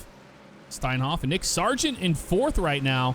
Another car that was showing speed in that last section there. We'll see for that last segment of racing. We'll see what they can do here on the restart. God, I hate doing these like stretches right here as a driver because you're just itching to go and the pace car's off and you're just like, you're just making nerves. I hate this long stretch. Yep. We're about to go green here as we're riding on board, or not anymore. We're going to be watching Dylan Macedo with the control as we're past the Geico restart zone there. Green flag racing. Macedo on his horse at the desert. Great start there. Wes Graham to the very bottom there as he's going to make quick work of the 86. Where did he come from? Well, I was talking about it. He was the fastest one on that last segment of racing that we saw the last few laps. And we see a lot of speed out of him right now. Watching this gaggle of cars back here getting a little crazy, but back up front, there's Favignano making a move on Steinhoff, and that's going to work out for him. He's looking for the 48 next. Favignano looking very, very quick. Is Charles Gray going all the way down to the inside there as he tries to get as much speed as possible to clear Jason Lance, and Favignano's going to try and follow suit right behind Charles Gray, and he starts to the inside. Oh, great driving here by Favignano. Tons of speed as he's now going to be working on Charles Gray in that high-vis vehicle. Man, he's fast. Look how fast he's going. And Wes Graham holding his own up front behind Dylan Macedo. And Macedo knows that he's coming. Here comes Favignano. Look at the speed. What a drive from Favignano, 18th all the way back up to 3rd, and he is not satisfied with that. He wants to catch the 88 and 25. But how about that? That restart by the 88 was incredible. I can't believe that he's on the bumper of Dylan Macedo. Yeah, and that's just in the mix. That's Wes for you, man. He knows how to get around this track, one, but two, he definitely knows how to save his tires. And now he has new ones. He's gonna do a different dance this time around. Last time I think he saved some stuff and it didn't work out for him, so now he's just gonna put the pedal to the metal. But Fodorero catching them, no problem now. And I think we're going to see a battle here shortly between Fodorero and Wes Graham. Fodorero with tons of speed around this track. Yeah, he's got a lot of speed right there. Fodorero with a 2.7986 compared to the 28s. Fodorero, the fastest car on the track right now. Fodorero is on different set of tires, Jeff. He is only 7 laps on his tires compared to Graham and Macedo's 21 and 22. So he has fresher tires, that makes sense why he's going so damn quick. Yep. He must so have come down for a pit. Don't be upset about him having that confusion that they had under caution, because it worked out in his favor. He's going to take the second position away from the 88 right now. The only question is what's going to happen when Macedo and Graham decide to pit. Will Fodorero stay out, or will he want to pit with them? But man, great drive by him, and he's going to be catching Macedo here in about half a lap. And you can see here Wes Graham favoring that outside lane this entire race, and he's been picking up a lot of speed by doing it there. You saw the momentum that he carried in the corner, and look, he's able to get a little bit of a draft on the 67 here down in the corner and downshift into third here. But man, yeah, that 67 is fast right now. Another story developing, Jeff. Brandon Osborne is making ground. He's right there. Graham. He's right there. He is also on the same pit strategy as Fodorero, so he is only on 10 laps on his tires as well. So we're on alternating strategies right now for these top 4 drivers. Macedo and Graham on the same tires, and Fodorero and Osborne on the same set of tires, and they're fresher. So we'll see if Brandon Osborne can make a pass on the 88. These drivers have driven together for many, many years. They know how to drive around each other. They know how each one drives as well. So and it's a ton of fun to watch them. Yeah, this is going to be a fun one to watch. And you can see he's using that outside lane as well in turns 1 and 2. They're very even in 1 and 2. Let's see how they're getting through 3 and 4. About the same line down into 3. West with a little bit higher there, but look at Osborne. He's going to use the dogleg right here. Nope. He's going to save his tires. Fodorero just passed Macedo for the lead. Wow. Well, we knew that this was coming right here. It hasn't completed the pass yet. Side-by-side action for the lead. And the 67's going to try to clear him here. Not going to happen yet. Good battle out front. But Macedo doing a hell of a job on those older tires to try and hold him off, make him burn up his stuff, and he's a crossover move. Wow. Dylan trying everything he can right now to keep the 67. He wants that clean air. He does not want that 67 to take it away from him. What a fantastic move by Macedo. Using all that momentum. I don't know if he's got enough, though. He falls in. Oh, man. Great driving, though. Yep, I think Macedo's going to give up that position right there, and Fodorero is going to start setting sail here, and you can just see the difference in speed as he clears the 25. But, you know, this is now where Fodorero has to keep it. Oh, here comes the 25 getting in there a little hot. He has to keep a cool head here. He has to save his stuff. He can't get into a position where he's under fire. And by the way, yeah, that was Brandon Osborne getting around West there. Finally, and now Brandon Osborne with a 28.424. He was faster than both drivers. So right now, Brandon Osborne, the fastest car on the track. Oh boy, we're coming into the last third of the race here shortly with 57 laps remaining. And good battle here between Sargent and Lance for P6. Yep, Nick Sargent not giving up the position, but a lot of those guys that are choosing to use the outside lane, you don't think it works for them, but then you see the difference when they get out of the corner. The exit speed is just so much better. It's weird to see these guys still taking the dogleg here.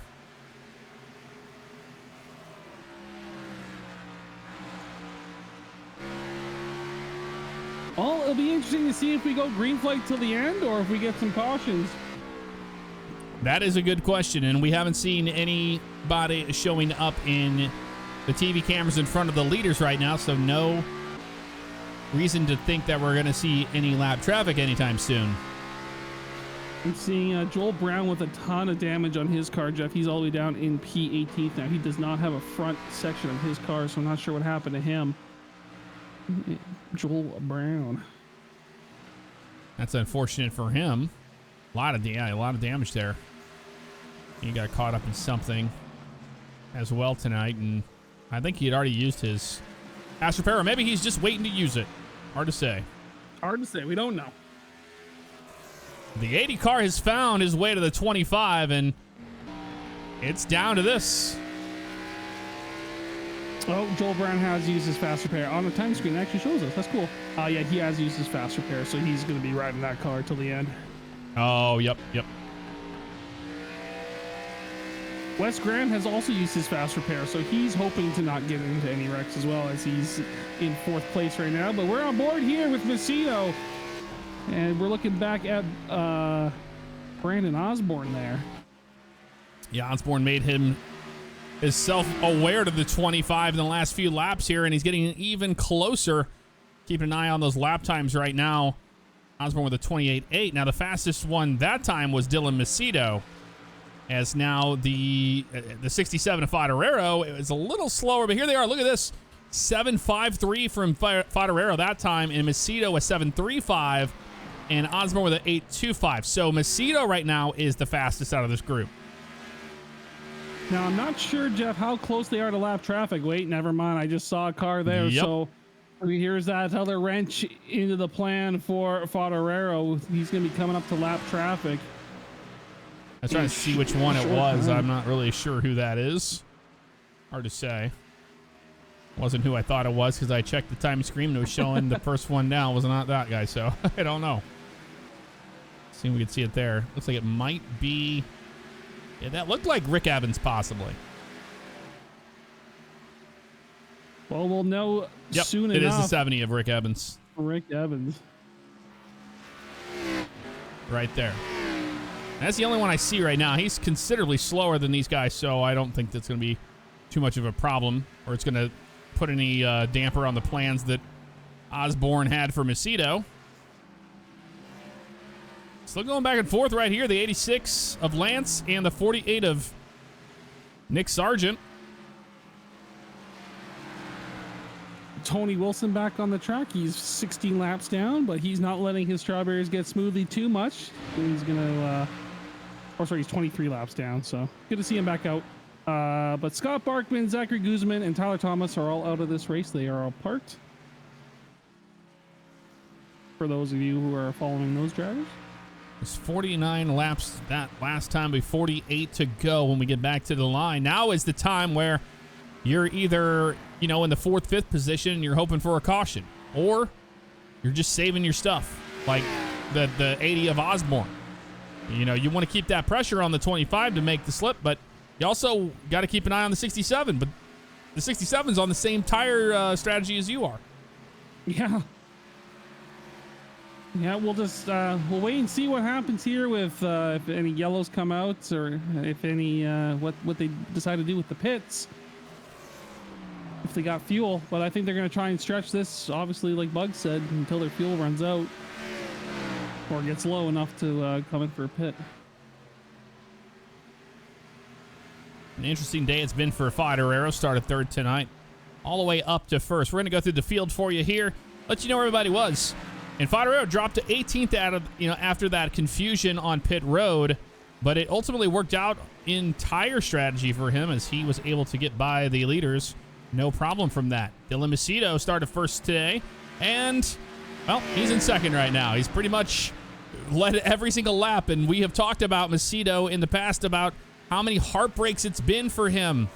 Being so close to getting a win, and then somebody steals it away from you. Brandon Osborne started 4th today. He's up to 3rd right now. Highest today was 2nd, and he is still showing a lot of speed on the track right now. Wes Graham all the way back there in the 4th position, and he started 6th today. He's been up to 2nd. He showed an incredible amount of speed on a restart we saw, but now he's struggling with the car in the position he's at. He has nobody around him, and then it's all the way back to Charles Gray in the 5th position, starting 10th, highest of 4th today, and the lowest of 11th. Jason Lance behind him in the 86, started 2nd, had a lot of promise, but right now can't get the track position he wants and is in 6th. Nick Sargent started 14th. He's made his way all the way up here in the top 10. He's been up to 4th and the lowest of 14th, but he's showing in the P7 position as of now. Clint Spells, after an incredible qualifying session there, started 5th. He's been up to 2nd today, all the way down to the back in 25th, but right now in a top 10, great position. We were talking about that driver earlier today, about the top 10 runs and top 5s he's had this season. Behind him, Ryan Steinhoff in the mix after starting 12th up to 5th today, lowest of 12th, and rounding out the top 10 is Eric O'Neill. Started 15th. He's been up in the top 10. He's been in the back a little bit after that little snafu with the yellow flag, but he shows himself in P10 right now, so a nice run for that driver. Yeah, Jeff, like we were talking about before the broadcast, the strength of the field here with the addition of a lot of these drivers is pretty crazy. So to get a top 10 is no easy feat with these drivers. It's a very competitive field. So getting in that top 10 is quite an achievement. So kudos to everybody who's done that. 100%. I totally agree. It's not easy at all. This top 10, you claw for it week after week. And 25 here. It's just fun to watch him run the dog leg here and then come screaming out of that corner set right there into turn number 1. Has so much speed when he gets down into turn 1 here. He is really putting as much effort as he can to catch Fodorero right now. He's running out of time. Unless they get a late race caution here, and that's certainly on the menu. Yeah, I know some of these drivers are definitely hoping for a late race caution. Macedo probably being one of them, as Fodorero is slowly getting some ground on him. Yeah, I was watching that time by, and Fodorero is still the fastest car on the track with a 28.806, and then Macedo with an 8.59, and then 9.61 to Brandon Osborne, and not seeing anything else behind them that's even remotely close to what they're running. So right now, Fodorero still showing the fastest, but it's not by a whole lot. Clint Spells is actually looking pretty fast. And the caution comes out. Oh no. Not sure what it was about. James Hilton, yeah, in the 89. Unfortunate for him. Not what Wrong way, James. He's going to try to bring it to pit road right here. That's exactly what he's doing. Not the day he's wanting to have, that's for certain, but we're going to find out what just happened here before he spun it back around onto pit road, but looks like a single car spin. Just got loose. Yeah, well, that's what it looks like to me. Things up, man. That's a lot of these drivers are happy. We got action on pit road right now, Jeff. Everybody down. Fodorero, Macedo, Osborne, all coming into pits. It's getting interesting. This is what everybody wanted to see. This is exactly what the 80 wants. This is what Wes Graham wants. You talk about a restart here, you're about to see it. I love how the 6 car of Sells has the big red X on there to help him see it.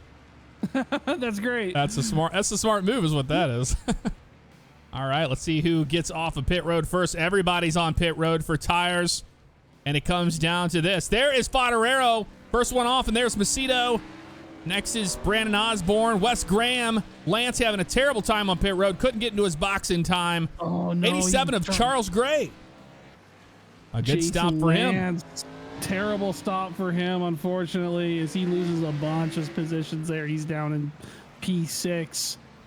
Well, it's going to come down to this final shootout here. And I don't think we've seen the last caution. Remember, this is still short track racing, and anything can happen, but I am excited to see what is going to be in the cars for the 25. Thinking that race is starting to slip away from them, and, well, that's not the case at all, because now it's a total different ball game. I wonder if we can talk to anybody. Let's get Brandon Osborne in the 80 car up here. Hey, Brandon, it's Jeff and Ryan in the booth. You got time to talk to us? Oh, what's happening, fellas? All right, Jeff, take her away. Hey, man, looking good. It's did you get caught up in that caution mishap that nobody really understood what happened on pit road, and you got on the same tire strategy as the 67? You think you got something for him here at the end? Yeah, I don't know what happened there on pit road here in this Oreo Ritz Ford Mustang today. This 25 car is darn fast, let me tell you that much. And so we're just trying to keep pace with him. And I was hoping I made a call on that last pit stop to try and we had gas to run it to the end. So I was hoping we were going to get a green flag run, but had some silly cautions here and then. And unfortunately, it's not going to work out like that. So we're going to have to race hard to keep up with these two cars in front of us and see how the race goes towards the end here.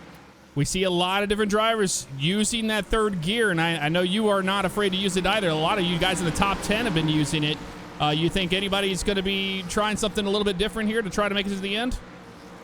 Yeah, I don't think I've been using it at all. I think the 67 has. I was next to him. I think there was one other car that was. So I think you're going to see a lot of stuff here up front. Maybe some guys towards the middle of the pack who haven't been running very quick all day.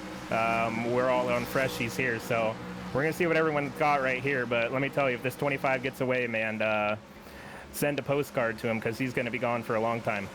Fantastic. Well, good luck out there. It's been fun watching you guys. Go get them. All right, thanks, guys. Good luck, Ozzy.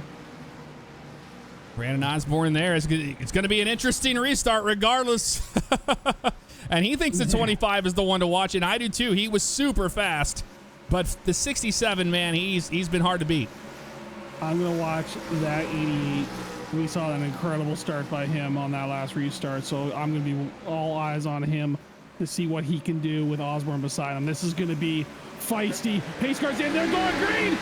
Let's go racing. Yes, green flag in the area. Everybody going to be using that dog leg there, including the 80 of Osborne and Charles Gray. Up to that position, going to take that position. Woo! Almost 3 wide. We knew it was going to be crazy. This is putting on a show.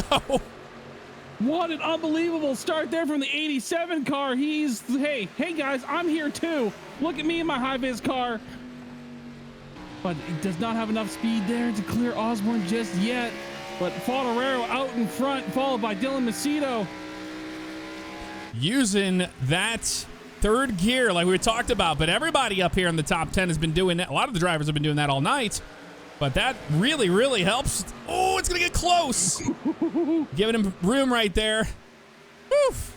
Up front right now, here's the 67. If you're the 25, you want to just keep a little bit of pressure on the 67. You don't want to make him think you're going to, the caution flies again. It's going to be the 59, Jeff. Ryan Steinhoff with damage all over that car, unfortunately. After having such a good run happening there. Not sure what went down, but it doesn't seem like he's too happy about it, and I totally understand that. It never is fun to... Looks like he might have had some help from the 6 here, Ryan.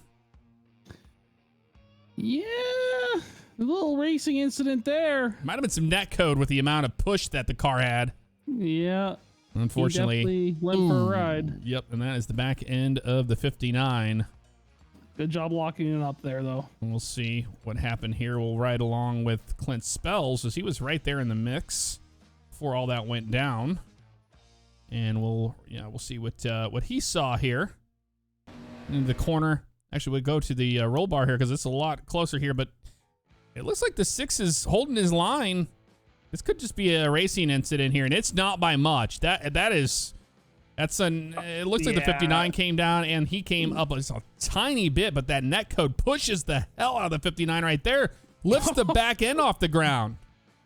That's iRacing. Like, you can't get any contact between the cars. No. In normal world, they would have been fine. It would have just been a little bit of a rub there, but apparently it just sent him into the wall. 6 held his line completely. He did not turn him at all. He was, that's just iRacing for you. A little bit of a bump, and it gets a little too sensitive.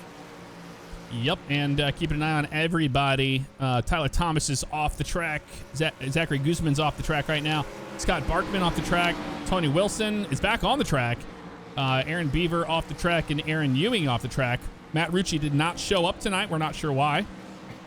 Hope everything is well with him.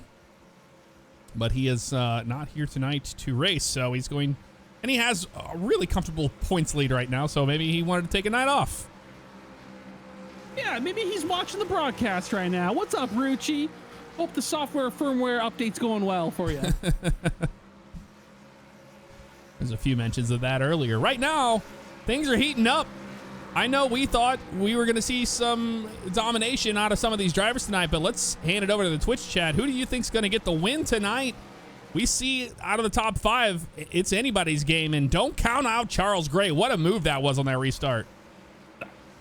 I literally, like, I know it's cliche to say it's anybody's race, but I couldn't put any money on anybody in the top 5. I don't know. It truly is anybody's race. I'm rooting for Dylan Macedo in the 25. I want him to get it done. I'm rooting for Wes Graham. Yeah, Wes. I'm rooting for Wes Graham. It would be nice to see Wes get a win out of here as well.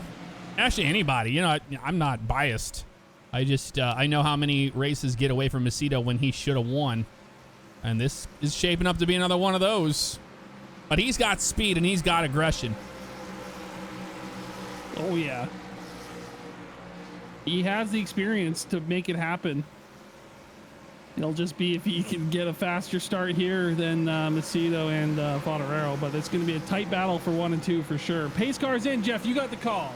All right, going to be 30 laps to go when we get back to the line, and that is a lot of racing still to go. So it's not like a 5-lap shootout or a 10-lap shootout here. That's still going to be tire management even now with only 30 to go. Leonard Fodorero, the 5th, is your leader and the race control car, and they have been restarting in the Geico restart zone. They'll do it again, probably. Green flag in the air.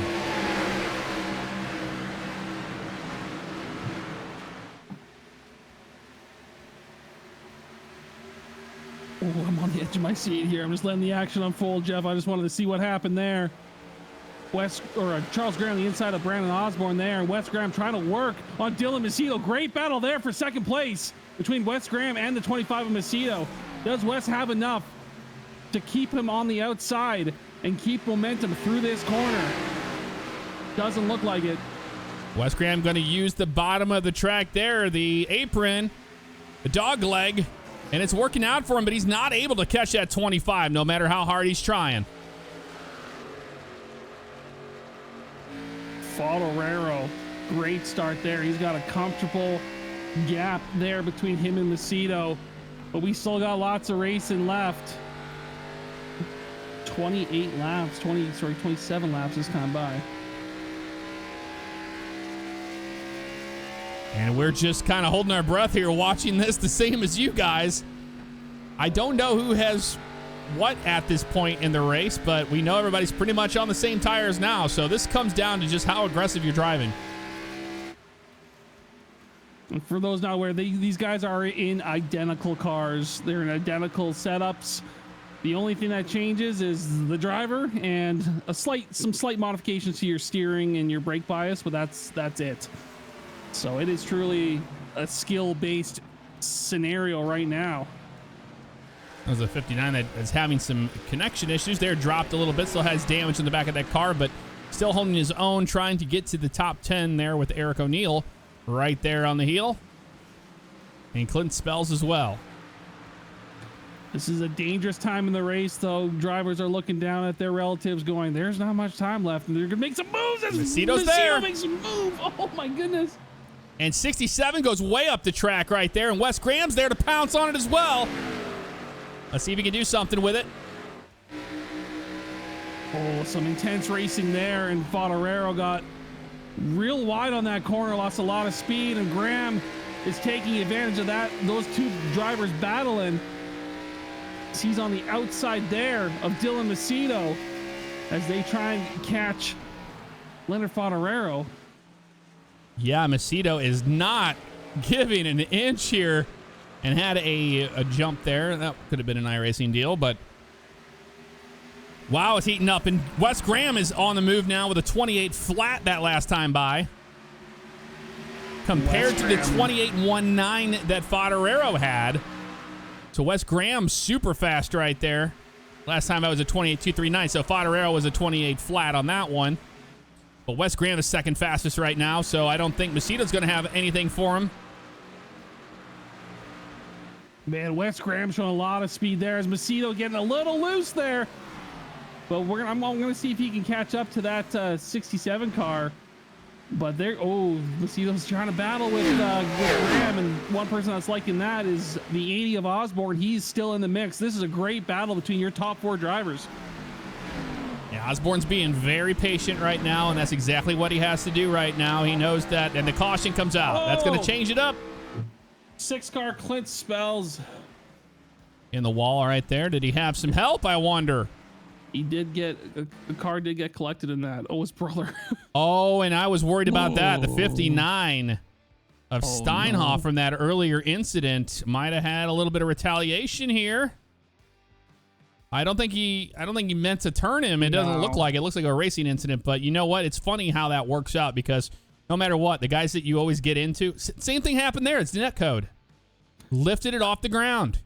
I don't think that was malicious by any means. No, it's just funny that it's these two. And I say that because it happens that way so much in iRacing especially. Yeah, right there. You can just see them hard racing there. And then, yeah, that's a netcode deal because you see the 6 just lifting off the ground like that. It's crazy to see that.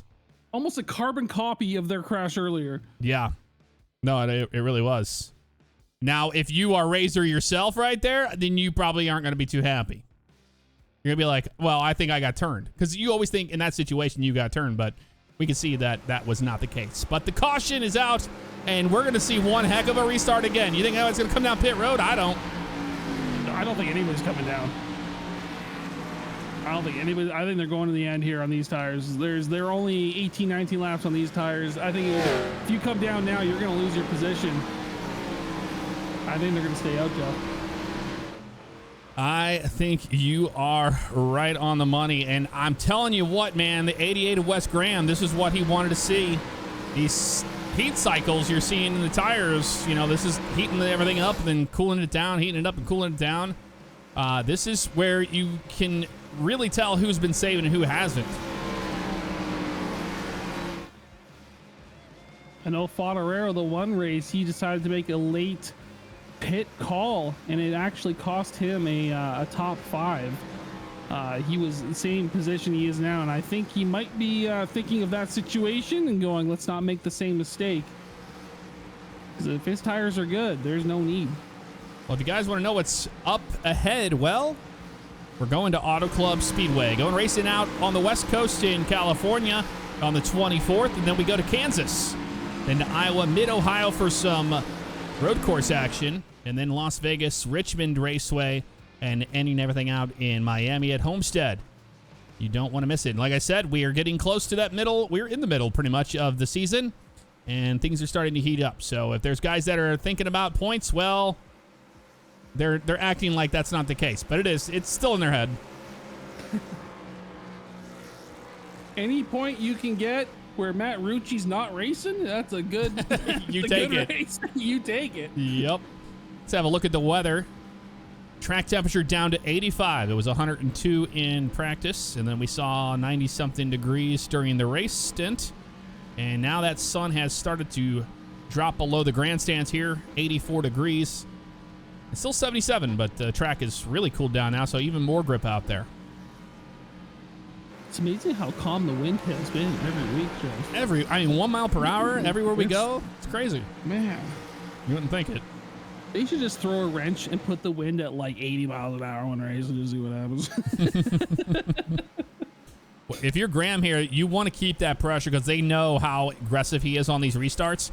And if he can get down to that dog leg, which he's going to use on this restart, he wants the 67 and the 25 to race each other really hard, push up the track so he can take that position away. If he can take that clean air, I think West could start to set sail a little bit. But it's any guess here. The 67's so hard to beat on these short runs. I'm going to be watching that 87 car as well, man. He had an incredible restart that one time. He sits right now in 7th place, but he might not be staying there. But we're going green flag racing shortly. Yes, we are. The 67 of Fodorero, the lead and the control. And going to be restarting here right around this Geico restart zone. And green flag back in the air once again in Phoenix. Wes made no. He didn't wait at all. We knew that was going to be the case. He has to do what he can to try to keep the 25 back there behind him, but it's so tough to pass Dylan. Oh man, Wes trying to pull out all the stops right now to get P2. But that 25 car is quick. Ooh, Osborne getting in there as well. He's trying to follow Wes on the inside there. Great battles going all the way back. Oh, the 25 is around. Hold on to it right there, right in the middle, right in the middle, right in the middle. Oh, Arca brakes. No. Arca brakes. Oh, come on. Come on, man. Oh, that sucks. No way. Wow. Hang on a second. Dylan Macedo has not used a fast repair yet. So it's all is not lost, but that sucks. Nope, that sucks for him. It's just tight racing, man. This late in the game, it's anybody's guess.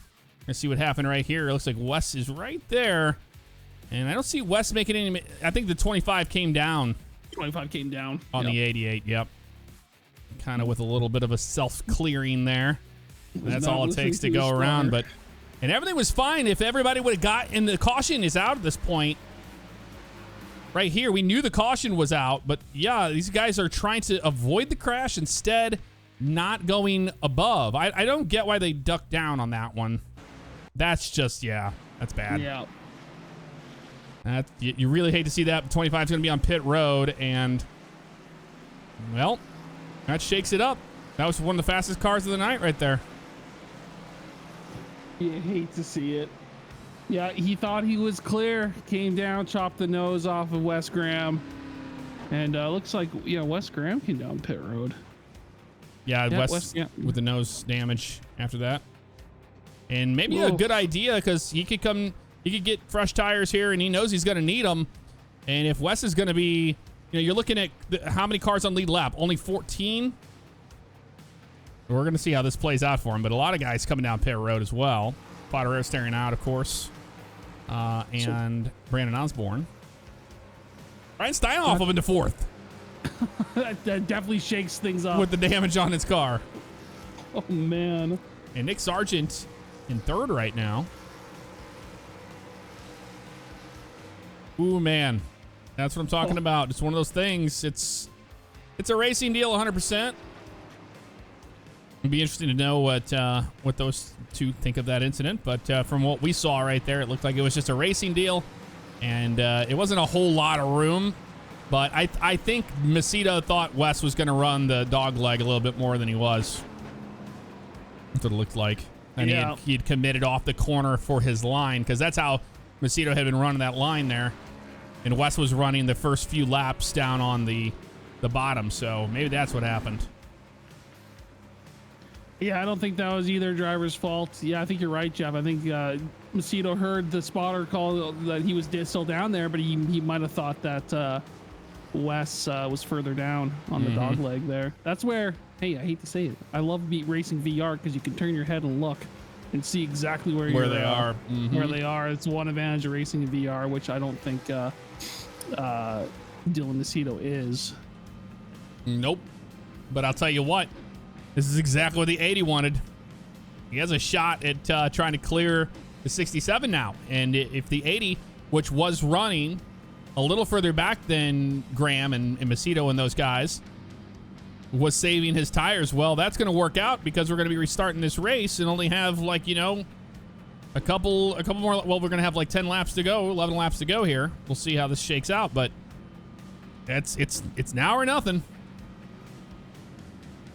I just gotta say, this has been an incredible race. We've seen some amazing racing by all the drivers here, and we've had some great green flag runs, and it's been very entertaining. And I think we're in for a treat here with gonna be 11 laps left.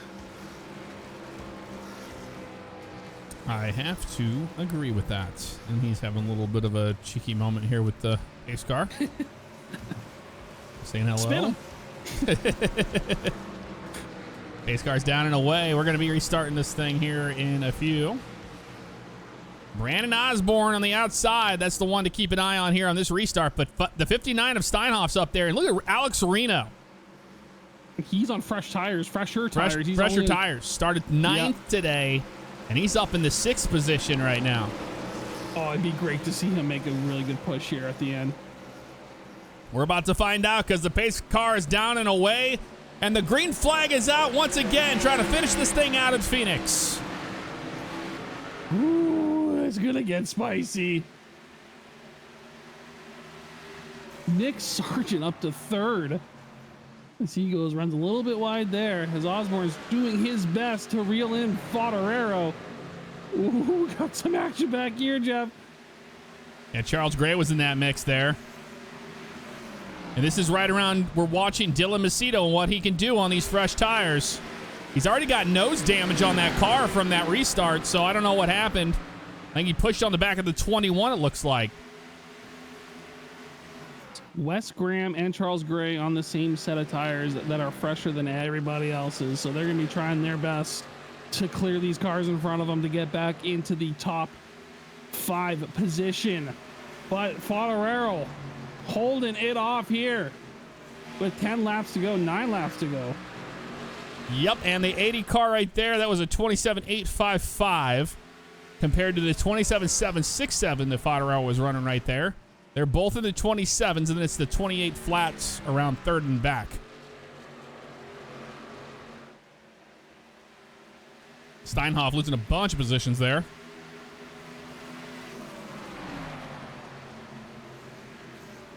And if you're Dylan, man, you got to go. You got to hope for a quick caution here.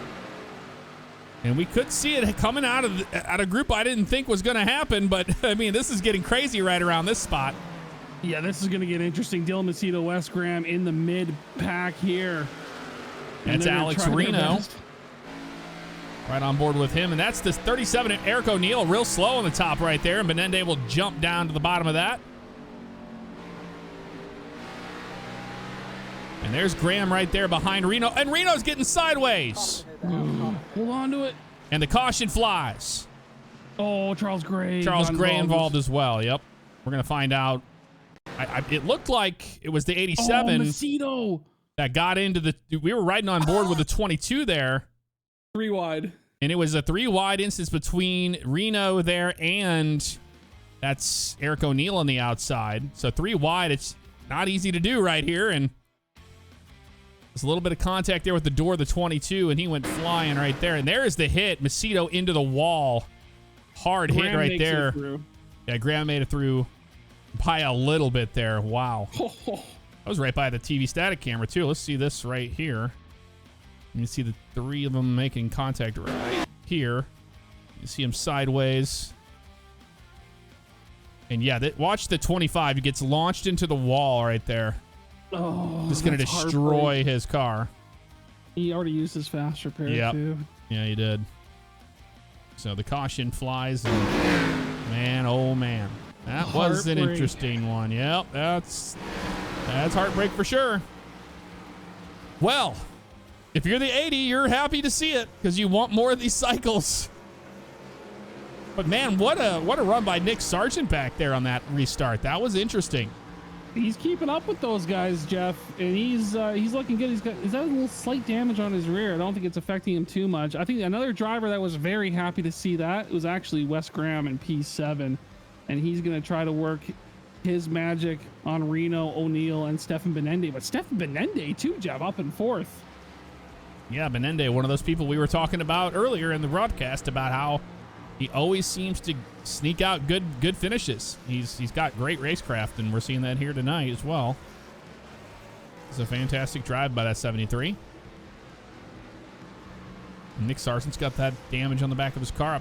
It's hard to say what happened on that restart, but we did see nose damage. We see nose damage on Graham as well. He had already used his fast repair so that was from the earlier incident, Jeff, with I believe it was Charles Gray. Yeah, whoever he got into. Yeah, I think it was Charles Gray. And Reno did not lose out on that. He's still in the 6th position. He went sideways, but the caution came out, froze the field there.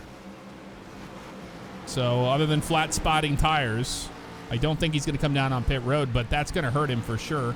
But we are only going to have a few laps here left when this is all said and done, so...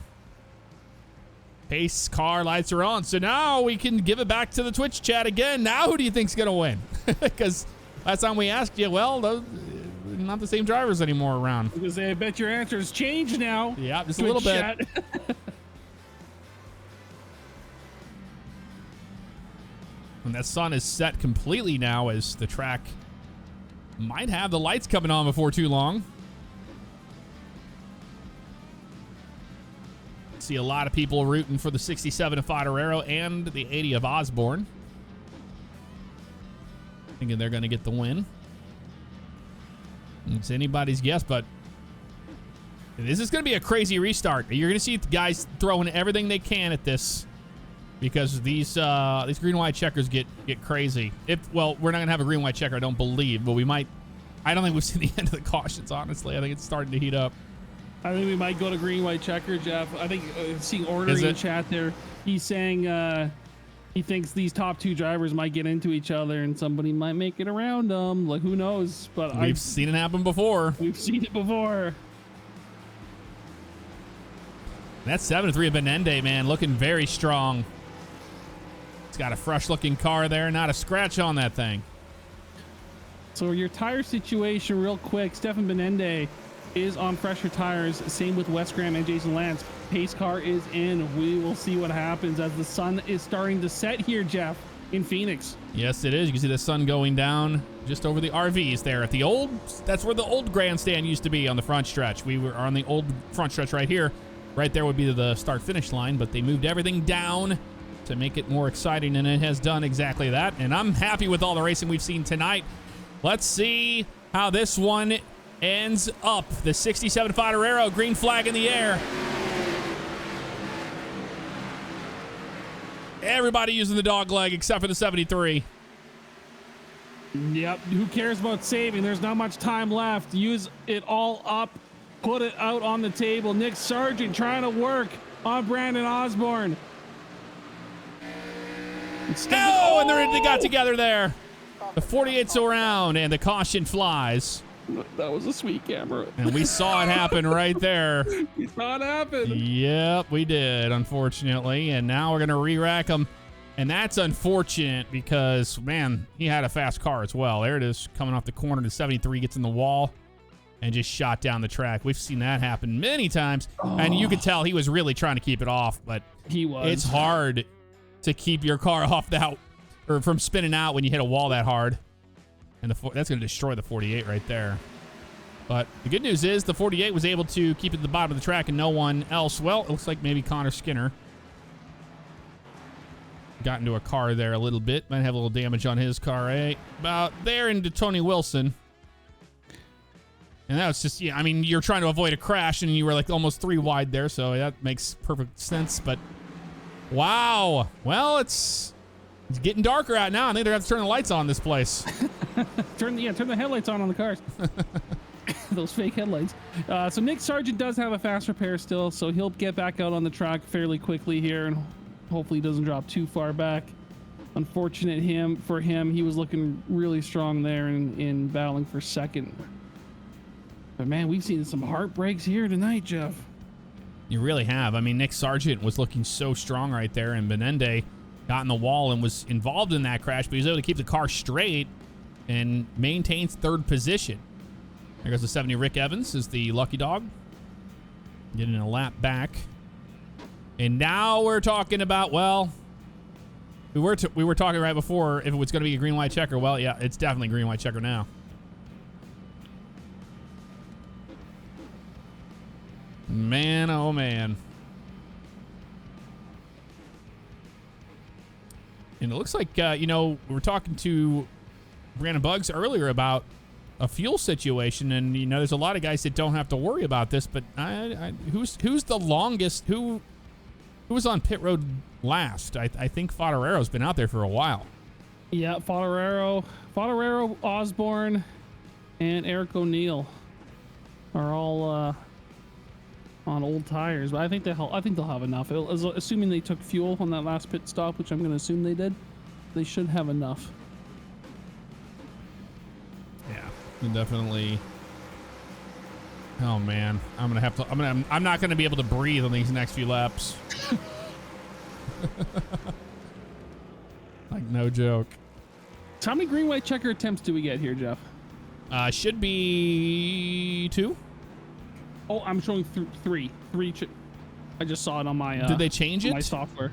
Maybe they changed it for the season. 3 attempts.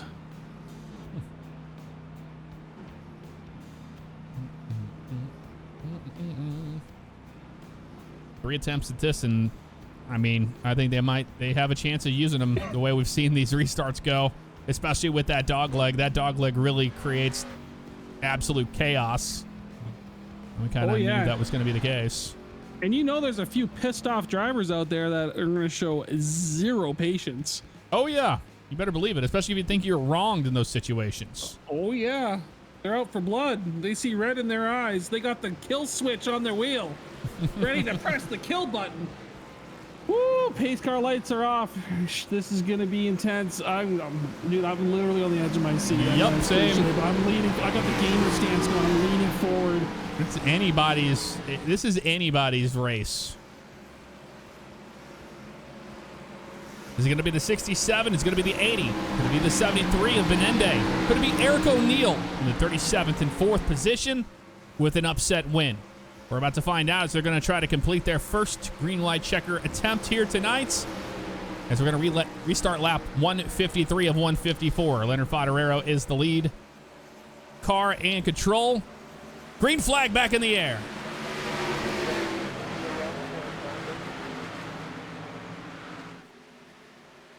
It's crazy how much movement there is on that corner. Look at the 88 of Graham. Incredible. Oh, the 73 almost took out the 80 right there.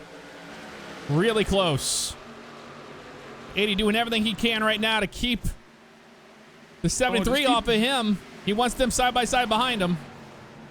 And Wes wants to get around that 73 as he's been into the wall a few times tonight. Get out of his way. White flag in the air, brought to you by Thrustmaster. 1 to go. That means it is official. What happens will happen. Whoever crosses the line first. Ooh, I think it's going to take a lot to catch Fodorero as Benende getting very loose there. Well. Yep. Here comes Fodorero to the line, and it's going to be Fodorero winning tonight at Phoenix. Wow. What a race. That's what we're talking about right there. An incredible run by that driver. Getting the win tonight after winning Monday and coming here and doing the same. Very happy to see it. What a hard-fought victory, man. All those drivers were fighting for every inch on the track. And great drives there from everybody. And this will help him out in the points. He was at 178, and Rucci's at 203, and he lost 2 last race. So this is where he's going to get to do something different. So let him burn him down. Yep, exactly. Trying to get the best view we can of it there. There we are. Coming back to the line. Leonard Fodorero having some fun here, burning it down at Phoenix after having a fantastic race on Monday. Is able to keep that momentum forward and takes the win here. Doing a Kyle Larson burnout here. Look at that. It doesn't show the smoke as well as it should, but yeah, he's actually doing the Kyle Larson burnout that Kyle Larson did for the championship at Phoenix in the same spot. Very cool. I'm pretty sure that's copyright. You can't do that. You can't do that. Come on, man. Real original, Leonard. Very original, let me tell you. All right, let's find out where everybody else ended up here in this race. And there we go. We'll make sure it was good to go. Leonard Fodorero getting the win tonight. Brandon Osborne in second. Third to Wes Graham. Fourth to Stefan Benende after starting 23rd. What an incredible drive by that driver. And then Jason Lance in fifth. Sixth to Alex Reno after starting ninth. And then we got Nick Sargent, Eric O'Neill, Austin Johnston, the rookie, in a top 10 position. And then Ryan Steinhoff. And behind them, Charles Gray, Isaiah Stevens, Jeffrey Spells, Ben Tuttle, Rick Evans, James Hilton, Dylan Macedo. After that heartbreaking finish for him starting on the pole. Connor Skinner, Robert Webb, and Clint Spells. Not the night he wanted to see in 20th. And Tony Wilson, Joel Brown, Andrew Ewing, Aaron Beaver, Scott Bartman, Zachary Guzman, Tyler Thomas, rounding out the 27 drivers. And then you have Gage Bookman. I don't believe he made it a lap tonight. No. So there you go. That's what happened. Let's talk to some drivers, Ryan. Oh, man, I can only imagine this driver's meeting, but let's go talk to him.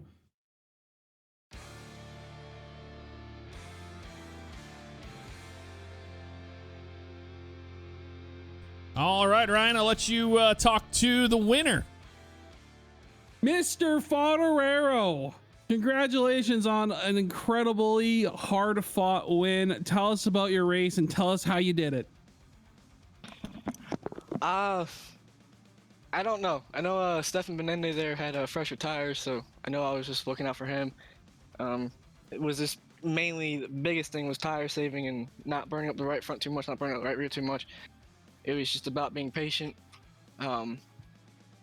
There at the halfway point of the race, I got put a lap down because I pitted just before the caution, so I thought my race was over with, but I came back for it and then just kept fighting hard, kept at top spot. We saw you all the way down, and I think it was 18th, if I'm not mistaken. And way to claw your way back and way to stick to the plan and just drive your race, man. Congratulations on a great win. The other driver, Jeff, I want to talk to real quick is I want to talk to Wes the Mess Graham. Wes, you there? Hello, sir. Hello. How hard was that race for you to get a podium finish? Congrats on the third place victory there. But how hard was that race for you? I mean, incredibly hard. You know, we had the incident with Clint there at the beginning coming out of 2. My spotter said that he was there. I was all the way on the wall and, you know, turned across the front end there. You know, and I felt really bad because he had a really good qualifying effort and had a really fast car up there early on. So I feel real bad for Clint. And then, you know, I don't know where the miscommunication went between me and Dylan there. I was running my line and he just cleared himself across the front of my nose. So like, I apologize, but I really don't feel bad about that because that should have been on him. I was half a car up on him. So, you know, I mean, it sucks because he had a really fast car too. And I think that him and Favignano would have put on a good show there at the end because those are the 2 most dominant cars all day. But, you know, we missed it. We should have came in a little bit earlier and got tires there towards the end of the race. It's just I didn't have enough time to get those 4 fresh tires and get that 88 WMD Wilson Motorsports Designs car out there towards the front to try and steal that from Leonard. Leonard had a great race, hard fought, and congrats on him. Dominant car won tonight. That is for sure. Awesome. Thanks, Wes. Congrats on a solid third place victory. Yeah, heartbreak was a common theme tonight, and there was a lot of racing incidences that happened and a lot of iRacing netcode that happened. If you guys watch the broadcast, you'll see what happened there. But thanks for talking to me, Wes. Jeff, I'll pass it over to you. Fantastic. Definitely want to catch up with the 80. Started 4th tonight, finishes 2nd right behind Favignano. What happened there at the end, and did you have anything for him, did you think? Nah, I mean, once you got a good restart there, it's really hard, especially on our 40 lap old tires. We both pit at the same time towards the end, and I know we both were out of tires, so it was kind of survival. And you know, he was able to get the jumps on the restarts and get a good clean run, and I was just trying to hold my spot because there was a lot of objects in my rearview mirror that were closer than I thought they were, and so just trying to push it and hold it there. And a P2 here, I think I'm really happy with because I should have been at least, you know, 3rd, 4th, 5th. I don't think I had any business finishing 2nd, especially with how fast Dylan was at the beginning of the race. Unfortunate that happened, and then I think he had another incident happen. So that stuff's gonna happen, and unfortunately, just got to push through. And we had a up week here, and we'll just keep chugging along. Fantastic. It was definitely an incredible race to watch between you guys. And I want to catch up to a couple of them, but definitely to Jason and Lance. Jason, you started 2nd. You had speed, and then you kind of had an up and down day. Tell us about that. Well, I don't think I had anything for the 2 leaders that led most of the race, because they were much faster than I were. They pull away, especially on those green flag runs. So I was just hoping to stay in the top 5 and keep my car clean. And this is the most nerve-wracking race that we go to, just because of that dog leg that Phoenix has. It makes it people can go crazy at this track. I'll just say that, but I didn't see much of that tonight. So, like, I kept my car clean and pulled out top 5. And my finishes this season haven't been reflective on how good I've been running. So I think this is my first top 5. When I think I should have got more top 5s earlier in this season, but for some reason I just haven't been able to pull everything together. Well, no one's going to argue with that for sure. I mean, started second tonight, and in the top 5, can't go wrong with that. So congratulations on a top 5 finish. Stefan Benende, the Facebook dad, sorry about that. What an incredible drive tonight. And the biggest mover, 19 positions, started 23rd and finishes 4th tonight. Stefan, we were talking in the broadcast earlier about how you have you haven't had the best qualifying runs, but you always seem to finish where it counts at the end. Tell us about your race tonight. Yeah, we just kind of picked our way through methodically and had a few incidents here and there, but we ended up got off sequence with everybody pitted with Wes, and I think I threw my shot away. I feel like I should have won that because I had 20 lap newer tires than everybody else. I hit the wall, and I apologize to, I think it was, who the heck was it? 48. Nick Sargent. Yeah, that was my bad. Once I lost it, I kept trying to catch the car and finally did, but it was a bad deal. I feel bad about that. But yeah, that's where we finished, and I guess that'll have to do for tonight. There you have it. Stefan Benende start 23rd, 19 positions gained in tonight's race. Last one I want to talk to you tonight is Alex Reno. Reno, you had an interesting start. You had top 10 speed tonight, and you finished in the top 10 where you belong, but it was definitely one of those races where you kind of had to hold your own. We apologize for that. I believe that was Charles Gray that so graciously made his way over here. But yeah, Reno, what happened? Nope, wasn't me. I was muted. Oh, you guys, whoever it was, it sounded like you. Shut up, Chuck. Shut up, number 2. All right, Reno. How'd your race go, man? It was actually a lot of fun. A lot better than Monday night because I think I just pushed too hard Monday night. It's a really fun track. Kind of up and down kind of night. We got into a couple wrecks there with Scott, and then I think we had an incident there with Chuck. Yeah, kind of had to race our way back up. But yeah, this track is very enjoyable, especially taking a dog leg there, in the initial start, and just able to save our tires and play, little pit strategy there at the end to have little fresher tires. There you have it. 9th was the start and finishes in the 6th position. Reno with the radio voice tonight because he's got a new microphone, you can definitely tell. And Ryan, you have anybody else you wanted to talk to? Oh man, I want to talk to Clint Spells, actually. Clint, you had an up and down race, got caught in some wrecks, clawed your way back. You were looking really damn fast in practice and all race as well. Tell us about your race, buddy.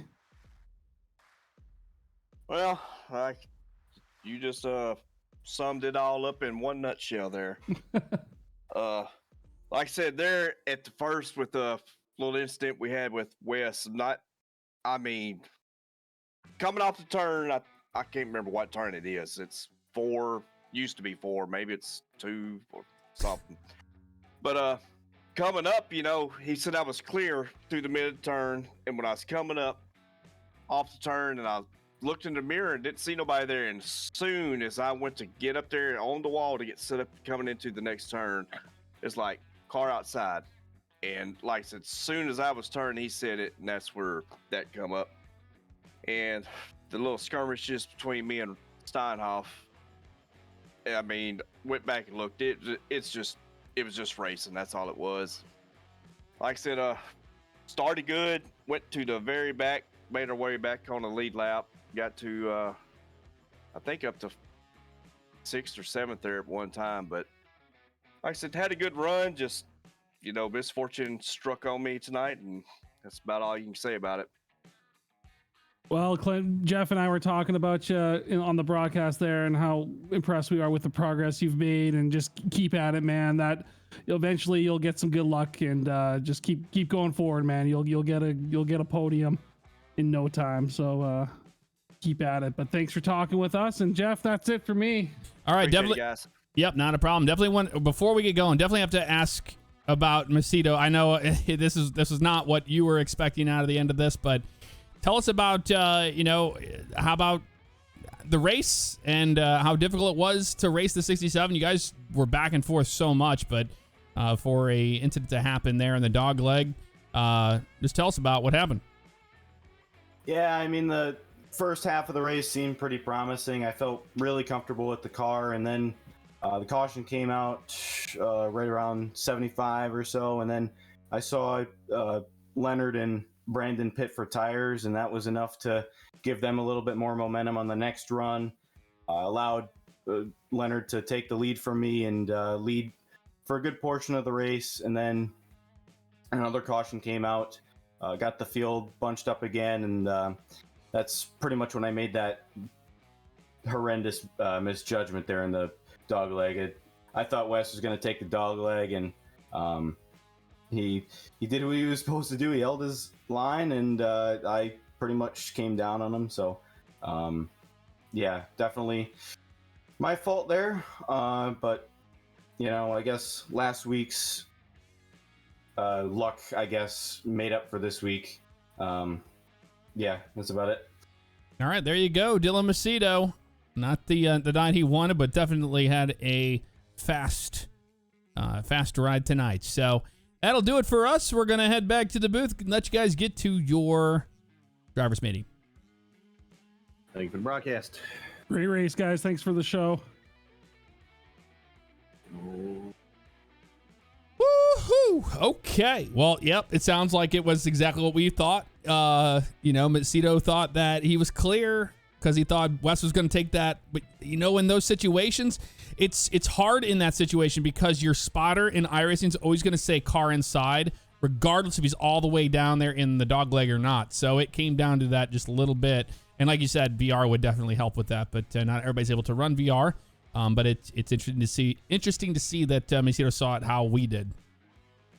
Yeah, no, I'm just really impressed by the maturity of everybody that we were talking to there, Jeff. Everyone was they definitely nice, had a reason to cool-headed. be upset in some of those situations. Dude, there was I don't know if I would have been as cool as those drivers were. So shout out to those guys for just realizing racing's racing, and sometimes stuff happens, and it's no hard feelings. So we move on to next week, though, Jeff. Where are we headed? That's a good question. I showed that earlier. I was hoping you weren't going to ask me that, but I can tell you. Oh, Auto Club, isn't it? Yeah, going out. We're doing the West Coast swing for the most part, and then heading, well, kind of.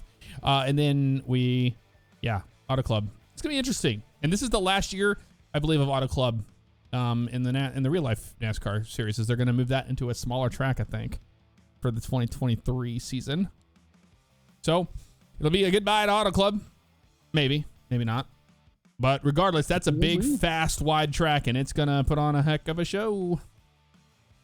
Right on. Well, that was a really fun broadcast. I really enjoyed that race, man. That was a good time.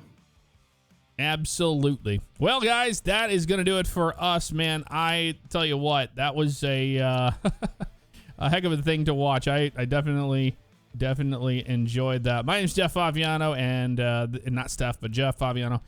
And this is Brian with me. Here in the booth, we are finished here at the Desert Shootout 150 in Phoenix. We'll see you next week in California at Auto Club.